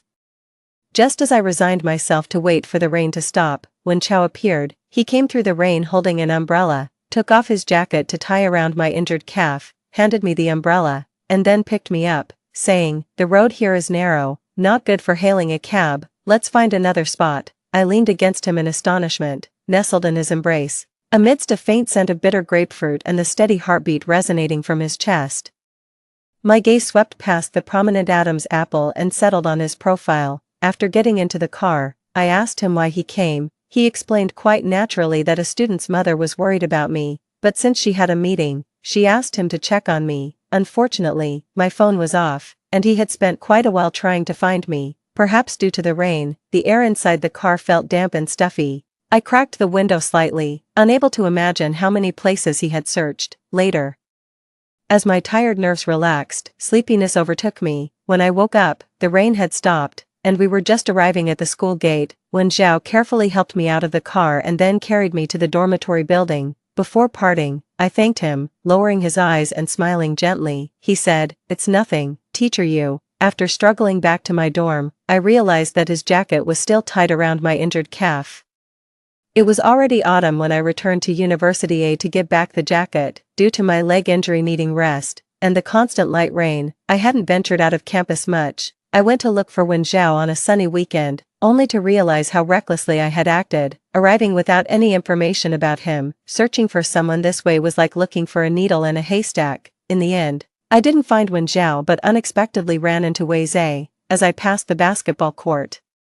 Amidst the chaotic noises, someone shouted, "Call an ambulance, he's fainted." Years of medical experience instinctively drove me to run over, part the crowd, and immediately kneel to check and perform CPR on the unconscious boy on the ground. About 15 minutes later, the boy gradually regained consciousness, and the clinic's doctor arrived. As I slowly stood up to leave, I accidentally caught sight of Wei Zhe, who had been watching me for who knows how long. Standing in his red and black jersey among the crowd, detaching my gaze peacefully, I picked up the jacket and turned to leave. Perhaps because of the increased attention, a boy's voice followed from behind. "Wei Zhe, do you know her?" "No," he replied, holding the jacket. I found the nearest dessert shop to sit and recuperate. The wind chimes on the glass door occasionally jingled, and somewhat bored, I played Go on my phone. After the chimes sounded again, a figure suddenly appeared before me. I looked up, it was Wen Zhao. As the sound of game loss beeped from my phone, I looked at him with surprise and smiled. What a coincidence, to meet like this. The next second, he raised an eyebrow and said, "Not a coincidence, I came looking for you." Seeing my puzzled expression, he showed me his phone, open to a page called Confession Wall Searching for People. The post showed a photo of me performing the rescue at the basketball court, with the caption, "I want to know everything about this woman in 3 minutes." Less than half an hour after it was posted, it had already gathered hundreds of comments, though most were just buzzing around, with only a few seriously discussing, "Look at those professional first aid skills, must be from the neighboring medical school." "Right, how come she's at our school? The jacket in her hand looks like a men's style, could it be her boyfriend's? Is her boyfriend from our school?" I didn't continue reading, feeling a bit embarrassed as I picked up the jacket beside me and handed it to him. "It's been washed clean." That evening, back at my dorm, my roommate, who was always eager for gossip, immediately handed me her phone. It was displaying the confession wall of University A, with the latest post, "Case solved, she is the girlfriend of Wen Zhao from the physics department. The attached picture showed me handing the jacket to Wen Zhao at the dessert shop. With a pink filter that added a touch of ambiguity, as my roommate's gossiping spirit blazed, I immediately explained the situation to her. After hearing the whole story, she struggled with disappointment and then said, "Looks promising, let's ship them lightly for now." I could only smile wryly, looking down at Wen Zhao's WeChat profile picture, which bore his simple two-character name. Wen Zhao, his avatar was a pure white origami crane. After some thought, I changed my contact name to Teacher Wen. His social media feed was pristine, containing only a text post without any images. "The wind is rising." The date of the post was the day we met. For some reason, I suddenly remembered a different path destiny could have taken, on the 6th anniversary of his death. Right after a rain shower cleared up and the sunset bathed the sky in light, I visited him with a bouquet of flowers. Standing there, my shadow cast upon his tombstone, I quietly gazed at his dignified and refined image in the faded photograph. Suddenly, a gust of wind picked up, the strands of my hair fluttered beside my shoulders, and the rustling leaves seemed to signal the beginning of a new chapter in fate's trajectory. Later, time reversed, and we returned to the past. We met again. Fortunately, this was before I got to know Wei Zhe, rather than choosing to waste time on revenge. I preferred to remain strangers with him, unrelated in any way, just like he said on the basketball court that day. "I don't know you." Freshman year abruptly stopped amidst chaos and haste. If I remember correctly, among the new students arriving at University A was the person Sun Yanxia liked. He was a direct junior under Wei Zhe, and they met at a gathering organized by Wei Zhe in a previous life. Then Sun Yanxia would fall for him and try to pair me with Wei Zhe. Eventually, through her repeatedly engineered coincidences, Wei Zhe would propose that we be together. Now, he too had returned to the time before Sun Yanxia and that guy met, probably to prevent their meeting and end up with Sun Yanxia himself. That's what I thought the ending would be, but fate always unfolds dramatically. On the last day of a specialized class before the holiday, I sat behind Sun Yanxia in the exam hall. Just as I finished and was about to submit my paper, I saw her, who had been sleeping on her desk, suddenly wake up and stand startled. She glanced at her paper, looked around, and then grabbed a confused classmate next to her, excitedly shouting, "What year is it? Tell me, what year is this?" I silently watched her back, stood up, handed in my paper, and left. Outside the exam hall, Wei Zhe was waiting for her. As I passed by, he suddenly called out to me. When I stopped and looked back puzzled, he asked, "Are you guys together?"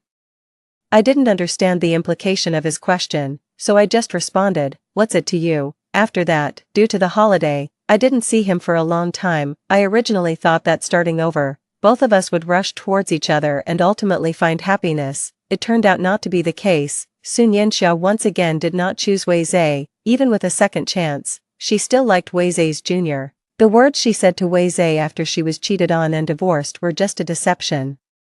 Surprisingly, this time she did not try to match me with Wei Zhe. Instead, she tried to set him up with Jiang Lai, the woman who would cause her husband to cheat in the future. I didn't know what happened over that ending holiday, but when we met again, Sun Yanxia had become good friends with Jiang Lai. The night air was cool as I walked back to my dormitory with books in arms. Seeing Wei Zhe and Sun Yanxia talking under the building from afar, I didn't stop my steps and passed right by them. Their conversation following behind me. Sun Yanxia, "I'll say it again, she's not a good person, you're so naive, staying close to her, you'll be deceived sooner or later." The next second, Sun Yanxia's coquettish voice rang out, "Brother, trust me, you don't understand her, she's really nice, just give it a try with her, please." 2 months later, Sun Yanxia officially announced her relationship. That day was a weekend, and I encountered a thoroughly drunk Wei Zhe at a party. In the hallway outside the private room, on my way back from the restroom, he suddenly pulled me into his embrace, the strong smell of alcohol enveloping me. As I realized what was happening and struggled more, he only held me tighter and murmured in my ear, "Xia Xia, why should you be with him? He's going to hurt you in the future. You must have been forced. You clearly like me, right? It's me who you truly like." After my resistance proved futile and I was about to kick him in the shin, the hand pressing on my back suddenly loosened, and in the next second, someone grabbed his wrist and threw him to the ground, and due to my struggle, I almost fell when he let go suddenly. Amid my slightly restrained cry of surprise, a strong arm swiftly crossed around my waist to steady me. It was Wen Chao. He happened to be here attending a celebration banquet organized by the group and stepped out for some air when he stumbled upon this scene, perhaps due to the pain. Wei, who had been thrown to the ground, regained some clarity. He clumsily stood up leaning against the wall and frowned at me.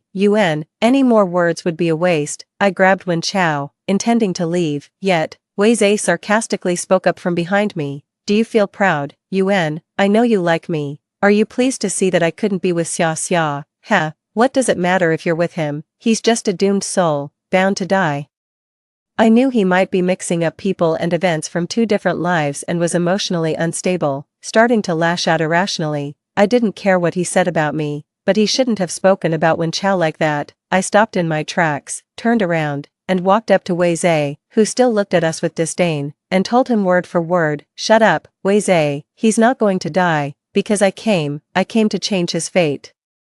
Although I couldn't travel back to before his father's sacrifice to save him, nor could I go back to before his mother died from illness to save her, but I have traveled to now, and I can save him. As I walked out of the hotel, it was only when the honking of passing cars sounded that I realized I was still holding Wen Chao's hand. The group and stepped out for some air when he stumbled upon this scene, perhaps due to the pain. Wei, who had been thrown to the ground, regained some clarity. He clumsily stood up leaning against the wall and frowned at me.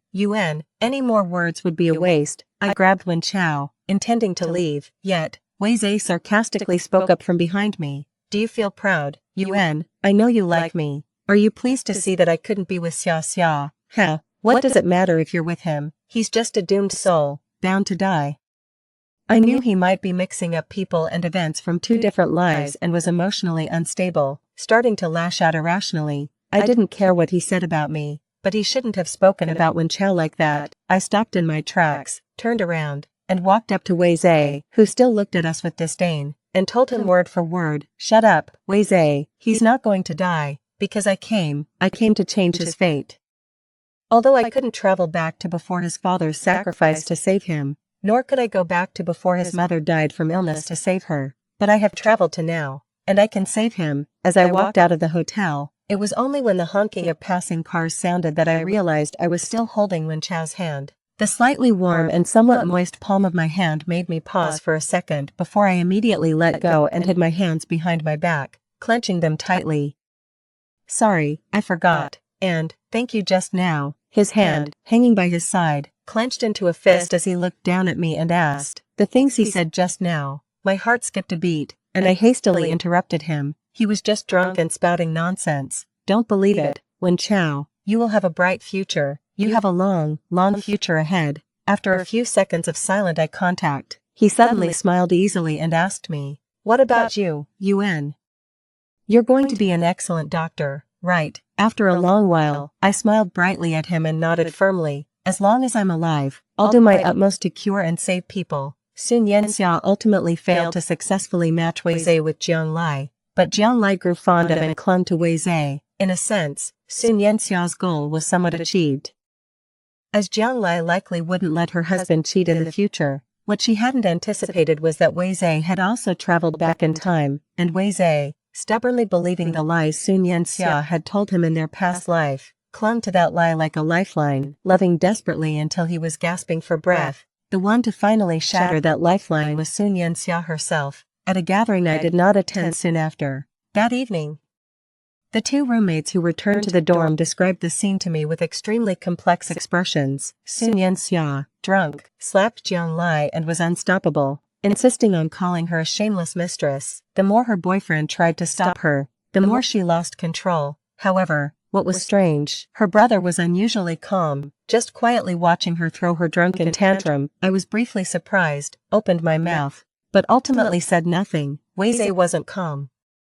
He was resigned. He knew that Sun Yanxia had also traveled back, and instead of choosing to be with him, she used him like a tool, used to intercept Jianlai. Wei was nothing more than a joke. For a long time after that, I didn't see him coming to look for Sun Yanxia again, but Sun Yanxia didn't care either. I did run into him a few times when I went to University A to see Wen Chao.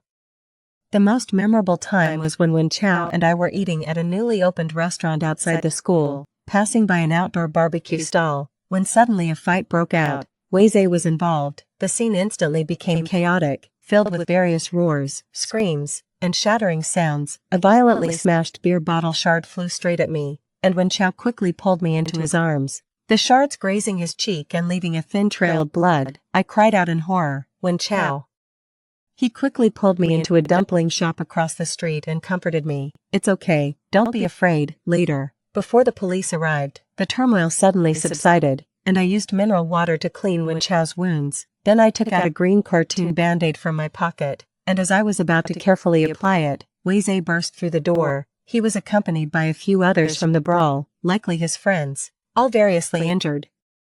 There were still traces of wiped blood on Wei Zhe's lips, as they continued to curse angrily at the other party involved in the brawl. I quietly continued to apply the band-aid to Wen Chao. Then I heard Wei Zhe suddenly kick a table, his voice filled with menace. "Shut up." The next day, I was stopped by Wei Zhe at school. As light snow fell, his face still bore bruises, and his eyes were complex as he said, "Yuan, it won't work out between you two. My advice, don't fall for him."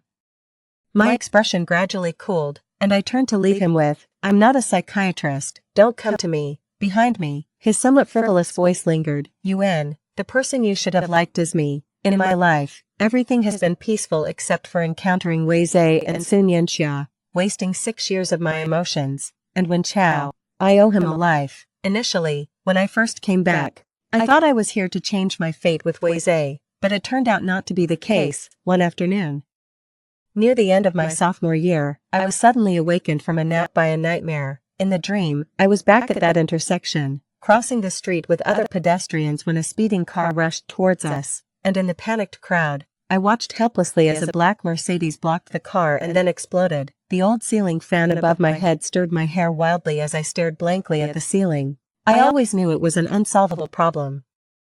Beyond the driver's motive for hitting people out of vengeance, I knew nothing about him. I could save Wen Chao. I could avoid that intersection. But what about the old people, children, pregnant women, and students who might be there? Once when I was deep in thought and hopeless, I took a 1 in a million chance and went to the police, only to be told, "Student, have you been watching too many sci-fi movies? We handle cases based on science, not mysticism." In early June, as the college entrance exam approached, Wen Chao and I finished our tutoring jobs. By then, I had known him for nearly 2 years, and I hadn't seen or heard him mention any special girls, so I could almost conclude that the screenshot of his secret crush was fake. I had imagined the type of girl he might like, maybe beautiful, maybe smart, maybe as outstanding as he was, but whatever the type, she would definitely be great. That evening, after another dinner with the students' parents to express their gratitude, it was already dark, and when Chao and I walked down an alley bathed in moonlight,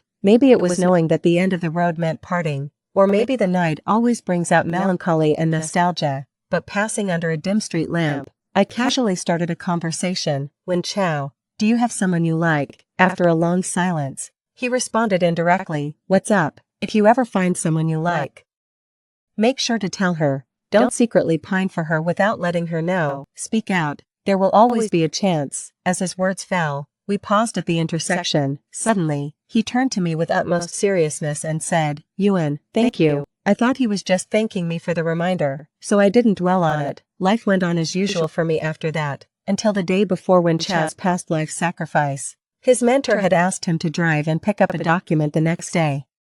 After finding out, I asked him if he could go in the afternoon instead, as a friend had given me 2 movie tickets for the morning. He agreed. The movie I chose randomly turned out to be about time travel. The synopsis described how the female lead goes back to the past to rectify the regrets of the male lead, and they fall in love just to realize it was all the woman's dream. However, I never saw the ending because midway through, I told Wen Chao, who was intently watching the movie, that I needed to go to the restroom. It seemed like any other day. After leaving the cinema, I drove the rented car towards that intersection, realizing suddenly that our meeting was meant for a farewell. "Wen Chao, it's your turn to see the future world." Later, as I stood at the intersection watching the familiar crowd crossing the street, waiting for that car to appear, an explosion suddenly erupted nearby. My heart skipped a beat, and after a moment of blankness, I quickly got out of the car, dialed Wen Chao's number, and ran towards the direction of the explosion. No one answered the phone. Standing in front of the burning ruins, my vision gradually became obscured by a mist of water.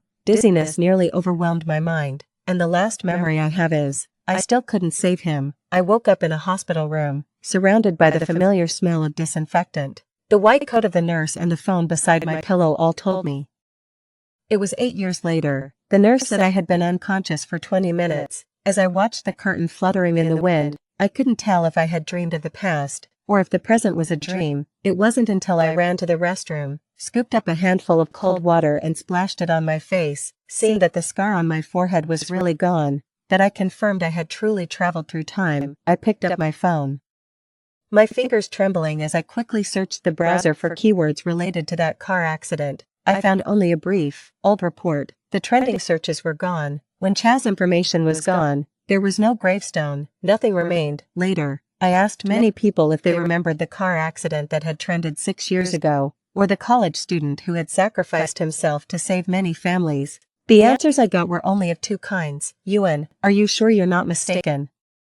There was an accident, but it wasn't trending. I don't know. 6 years ago is too far back. Either I didn't notice or I forgot. When Chow had no family, and his former classmates had scattered to the four winds, I could only go to his university to find the professor he remembered. But the news I got was that the professor had gone abroad. I could no longer find anyone or anything related to Wen Chow. The only evidence that assured me I really knew him was his WeChat on my phone, with the last message in the chat box from the day before the accident 6 years ago, where he agreed to go to the movie with me. 6 years later, there was a void. I typed and deleted in the chat box, ultimately not daring to send anything. I feared it would become a message that never received a reply. As long as I didn't confirm it, I could believe that he was still alive. I developed a habit of taking walks at University A whenever I had free time, often unconsciously heading to the lake we used to visit frequently. When Chow's lab was on the first floor nearby, through the clear glass windows, I seemed to see a slender figure in a white coat, bent over and focused on recording various data at the work table. In the next second, he disappeared again.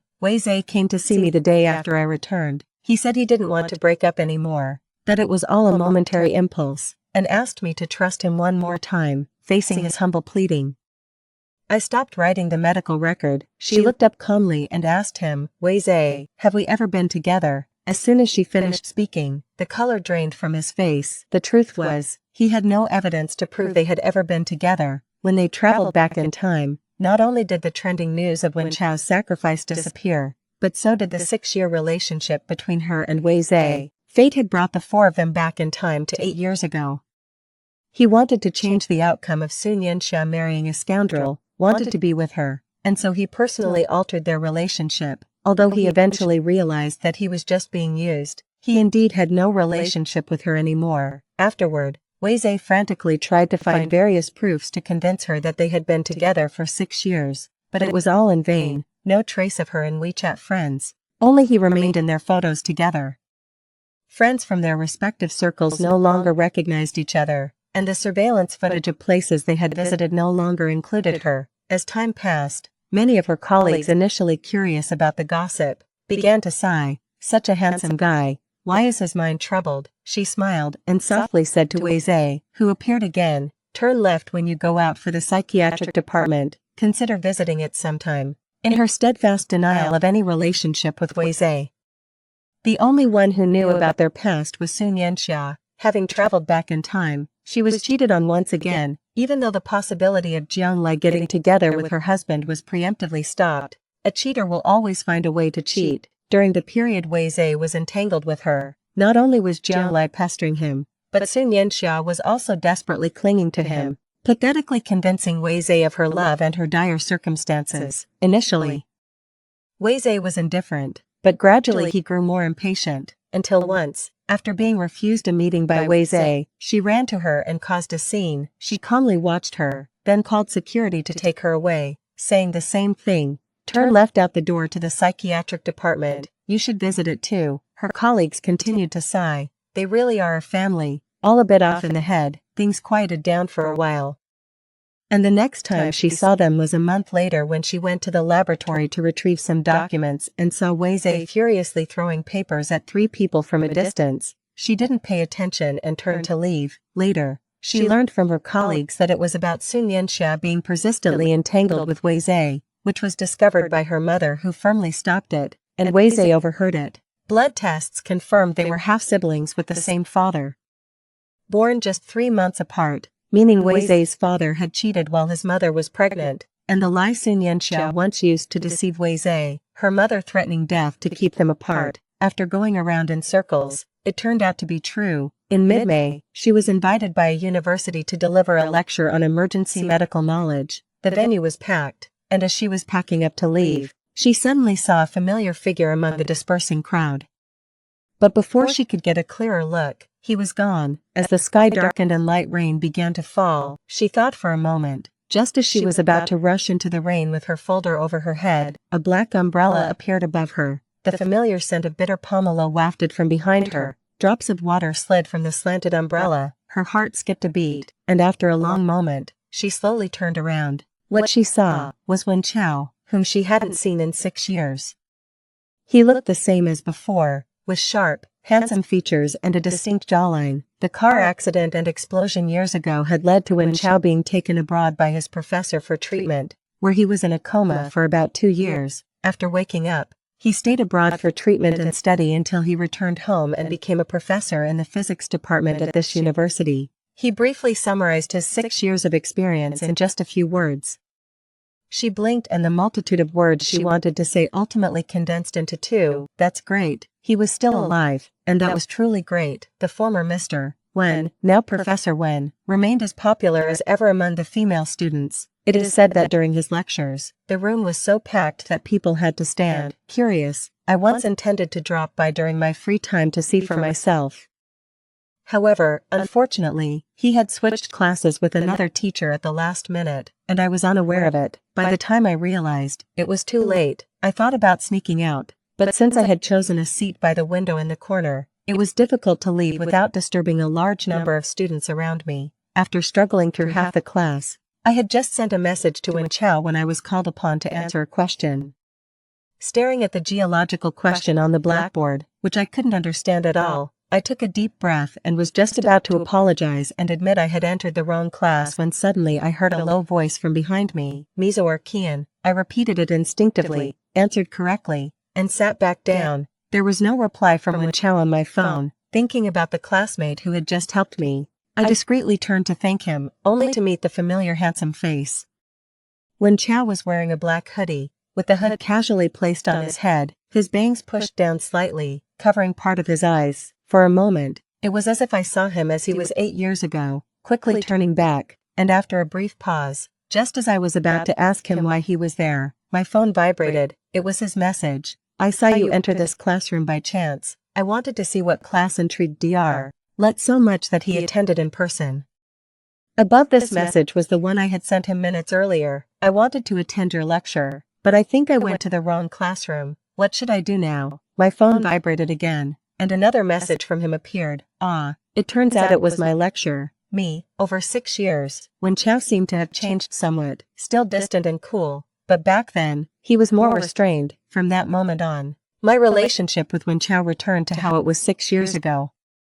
Yet there was something different from before. At first, I couldn't tell what it was, until once, when I went to the school to find him, I accidentally overheard a conversation. It was probably one of his colleagues, troubled by romantic issues, who sighed and asked him, Professor Wen, how can I make her know that I like her? You probably don't have this trouble and can't understand my pain. Wen Chao didn't respond, and the colleague continued, speaking of which, you've rejected so many people. Do you already have someone you like? I heard a soft hum as I listened quietly, then turned and left without making a sound. In 6 years, so much can happen. I admit, I like Wen Chao. As for when the feeling of wanting to make amends turned into liking him, I can no longer trace its origin. But back then, knowing it was a hopeless affair, I chose to suppress it until 6 years later, when the spring breeze came and it spread instantly. After that, I often used work and overtime as an excuse to rarely meet him, keeping our relationship at a neither close nor distant level, until he appeared in my consultation room for 3 consecutive days. Somewhat helplessly, I told him, Wen Chao, you don't need to come every day. He stubbornly and seriously replied. I registered and queued up. What I mean is, you don't need to come for a checkup every day. It's not serious. He paused for a moment, his voice low, as if restraining himself. Actually, I'm not here for a checkup. His words were cut off when suddenly a man with a knife burst into the consultation room. With a fierce look, he accused, "It was you who caused my wife's death." Later, amidst the chaos, the man was subdued. When Chow was injured by a knife while protecting me, requiring 10 stitches on his shoulder, standing in front of his hospital bed, looking at his somewhat pale face. My voice turned hoarse and unnatural as I fought back tears. "I'm sorry." Whether in the past or now, he always ended up hurt because of me. After half a month in the hospital, as I drove him home, I delicately suggested, "How about I hire a male nurse for you? We wouldn't want any misunderstandings." Typing on his phone, his fingers halted at my words. He turned and asked, "Misunderstand what?" Silence fell in the car, broken only by the breeze that fluttered his hair and rippled across the calm lake of my emotions, gripping the steering wheel tightly. I kept my eyes on the road and said no more. Ultimately, he refused to have a stranger take care of him, so I took on the responsibility that I felt was mine to bear. But in reality, he didn't need much looking after. Each morning before work, I would prepare lunch in advance, have breakfast with him, and then head to work, returning in the evening to share dinner. Over time, a strange feeling began to grow within me. One night, delayed by a colleague's birthday party I couldn't refuse, I called him to say I'd be late. My car broke down unexpectedly, and a male colleague gave me a ride back. As I opened the door, a sour smell hit me. Seeing Wen Chao poking at his food at the dining table, I asked, "What are you eating?" He looked up calmly. "Can't you smell it?" "I'm eating vinegar." I walked over to see that he had ordered dumplings. The small dish in front of him filled to the brim with vinegar. I made him a bowl of noodles, opened a window to air out the room, and reminded him, "Don't eat like that again. The smell of vinegar is too strong." He quietly ate his noodles, not saying a word. The next day, a colleague who had once inquired if he had someone special in his heart came to visit him. The deliberately forgotten fact resurfaced. Wen Chao had someone he liked. I don't know what that teacher had told him, but it seemed to have affected Wen Chao's mood, and then I regretted paying too much attention to him. So, at dinner that night, I told him, "Your wound is almost healed." He glanced at me and simply nodded in acknowledgement. After dinner, I silently went to prepare a warm bath for him, reminding him as usual not to touch the wound. As I was leaving, I nearly slipped, but in a critical moment, he pulled me into his embrace. Our hearts pounded so intensely that for a moment, I couldn't tell whose was whose. After a few seconds, as I tried to get up, he gripped my waist tightly, immobilizing me. In the steam-filled bathroom, where our bodies touched, it felt as if a fire was igniting. He looked down at me with an unusual expression, his eyes turbulent, his voice low and husky. "Yuan, I must confess something." "What?" "I have improper thoughts about you." My mind was a mess, and the increasingly hot breath burned all my rational thoughts to ashes. I blurted out the conversation I had overheard, where someone asked him if he had someone he liked, and he had clearly responded affirmatively. The next second, he turned, pressing me against the wash basin, freeing one hand to write on the foggy mirror, "Yes, N." Soon after we became a couple, I voiced a doubt that had lingered in my heart for a very long time. "Why didn't you contact me during the 6 years you were abroad?" At that moment, he was lounging on the sofa reading a physics journal. Hearing my question, he pulled me into his embrace, and a faint scent of bitter grapefruit emanated from him. I heard his hoarse voice, "I'm scared." Before I could respond, he continued as he held me, "I'm scared I might become disabled and unworthy of you. I'm scared that once we get in touch, I'll want more. And I'm even more scared that you might already have someone you like." During a brief pause for breath, a surge of sadness welled up inside me, and my eyes grew slightly sour. I hugged him back, moved, and said, "Wen Chao, you're truly incredible. To have come this far on such a difficult path." After a moment of silence, his hand gently slid down my waistline. He chuckled softly, and asked me in a soothing voice, "I have more impressive things to show. Would you care to see me?" The tender atmosphere was instantly disrupted. Later, regarding this issue, Wen Chao always physically demonstrated to me, pausing halfway to ask if he was impressive. I never answered, and he never gave up. The first time Wen Chao took me to meet his parents was half a year after we fell in love. Looking at the woman on the gravestone, I was somewhat surprised. She was a beautiful and gentle woman, but in the end, she was tormented by illness into a shadow of her former self. She died with me by her side. My mother was her attending physician.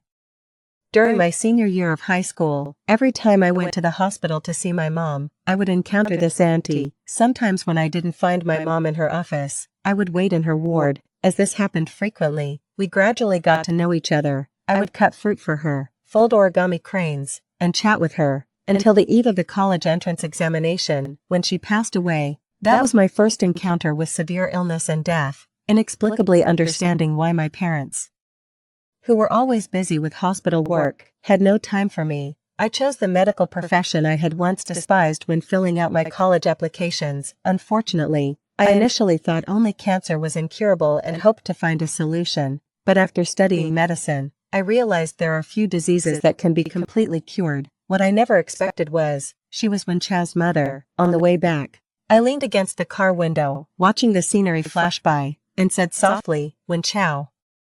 Actually, I met your mother a long time ago." He spoke calmly. "Yeah, I know." A thought crossed my mind. Perhaps he had seen me back then. I met Wei Zhe again one evening, half a year later, when Chao sent a message saying I'll arrive in 10 minutes. I changed my clothes ready to leave work, and then met the pale, thin Wei Zhe in the elevator. Just the two of us. During the silent interval, the elevator reached the ground floor, and I walked ahead, but my arm was suddenly grabbed. And he asked me, looking down, "Yuan, can we talk?" I frowned and freed myself from his grasp, coldly saying, "Wei Zhe, let's not waste each other's time." He seemed to anticipate my response, laughed self-mockingly, and said, "You might not believe it, but in another trajectory of fate, we were together for 6 years." Unwilling to engage with him, I turned and walked away, his voice trailing off behind me. "Unfortunately, I didn't treat you well and lost you." I paused briefly, then continued walking. Outside the hospital, by the flower bed, when Chao was waiting for me, under the setting sun's afterglow, I recalled the time when a student's parent invited us to dinner for the second time. I arrived at the venue first, thanking the parent for their concern when I was previously hospitalized. Hearing this, she said confusedly, "I didn't ask Xiaowen to visit you though. I just casually mentioned why you couldn't come." And later he said he had to leave for a school matter.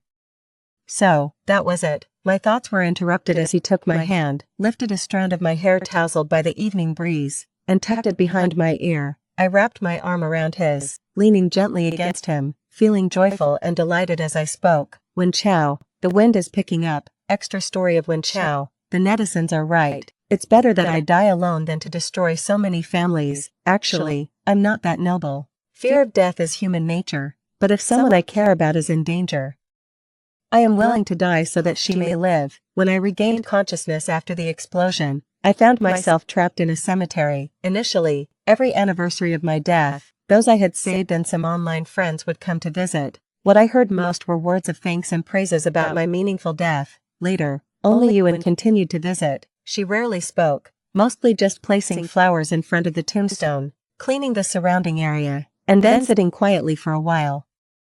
The first words I heard her say were on the 4th anniversary of my death. By then no one else came to visit me. In the misty drizzle, she stood in front of the tombstone, looking down at my photo as if making a promise. "Wen Chao, rest assured, I will not forget you." That was the first time she called me by my name, and I never would have thought that meeting her would happen through death. But if given another chance, I would make the same choice.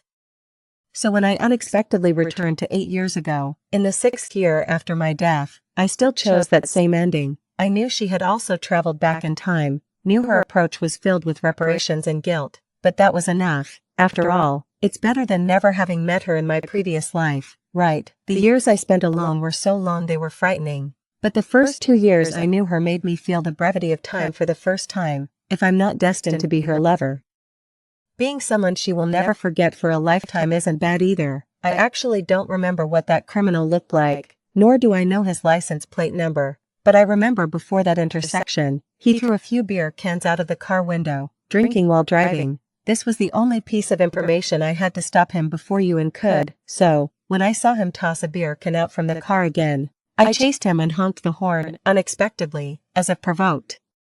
He immediately sped towards a nearby plaza. As I sped up to block his path, I inappropriately remembered that unfinished movie. Perhaps, I'll never know the ending now. That year, in late spring, I took leave from school to visit my mother in the hospital. The ward was very quiet, and my mother was still sleeping. As I walked to the other side to sit down and read, I saw a plate of neatly cut fruit and a pure white origami crane next to it on the bedside table. In a moment of surprise, my mother woke up. She smiled gently and said to me, "Anne made this for me."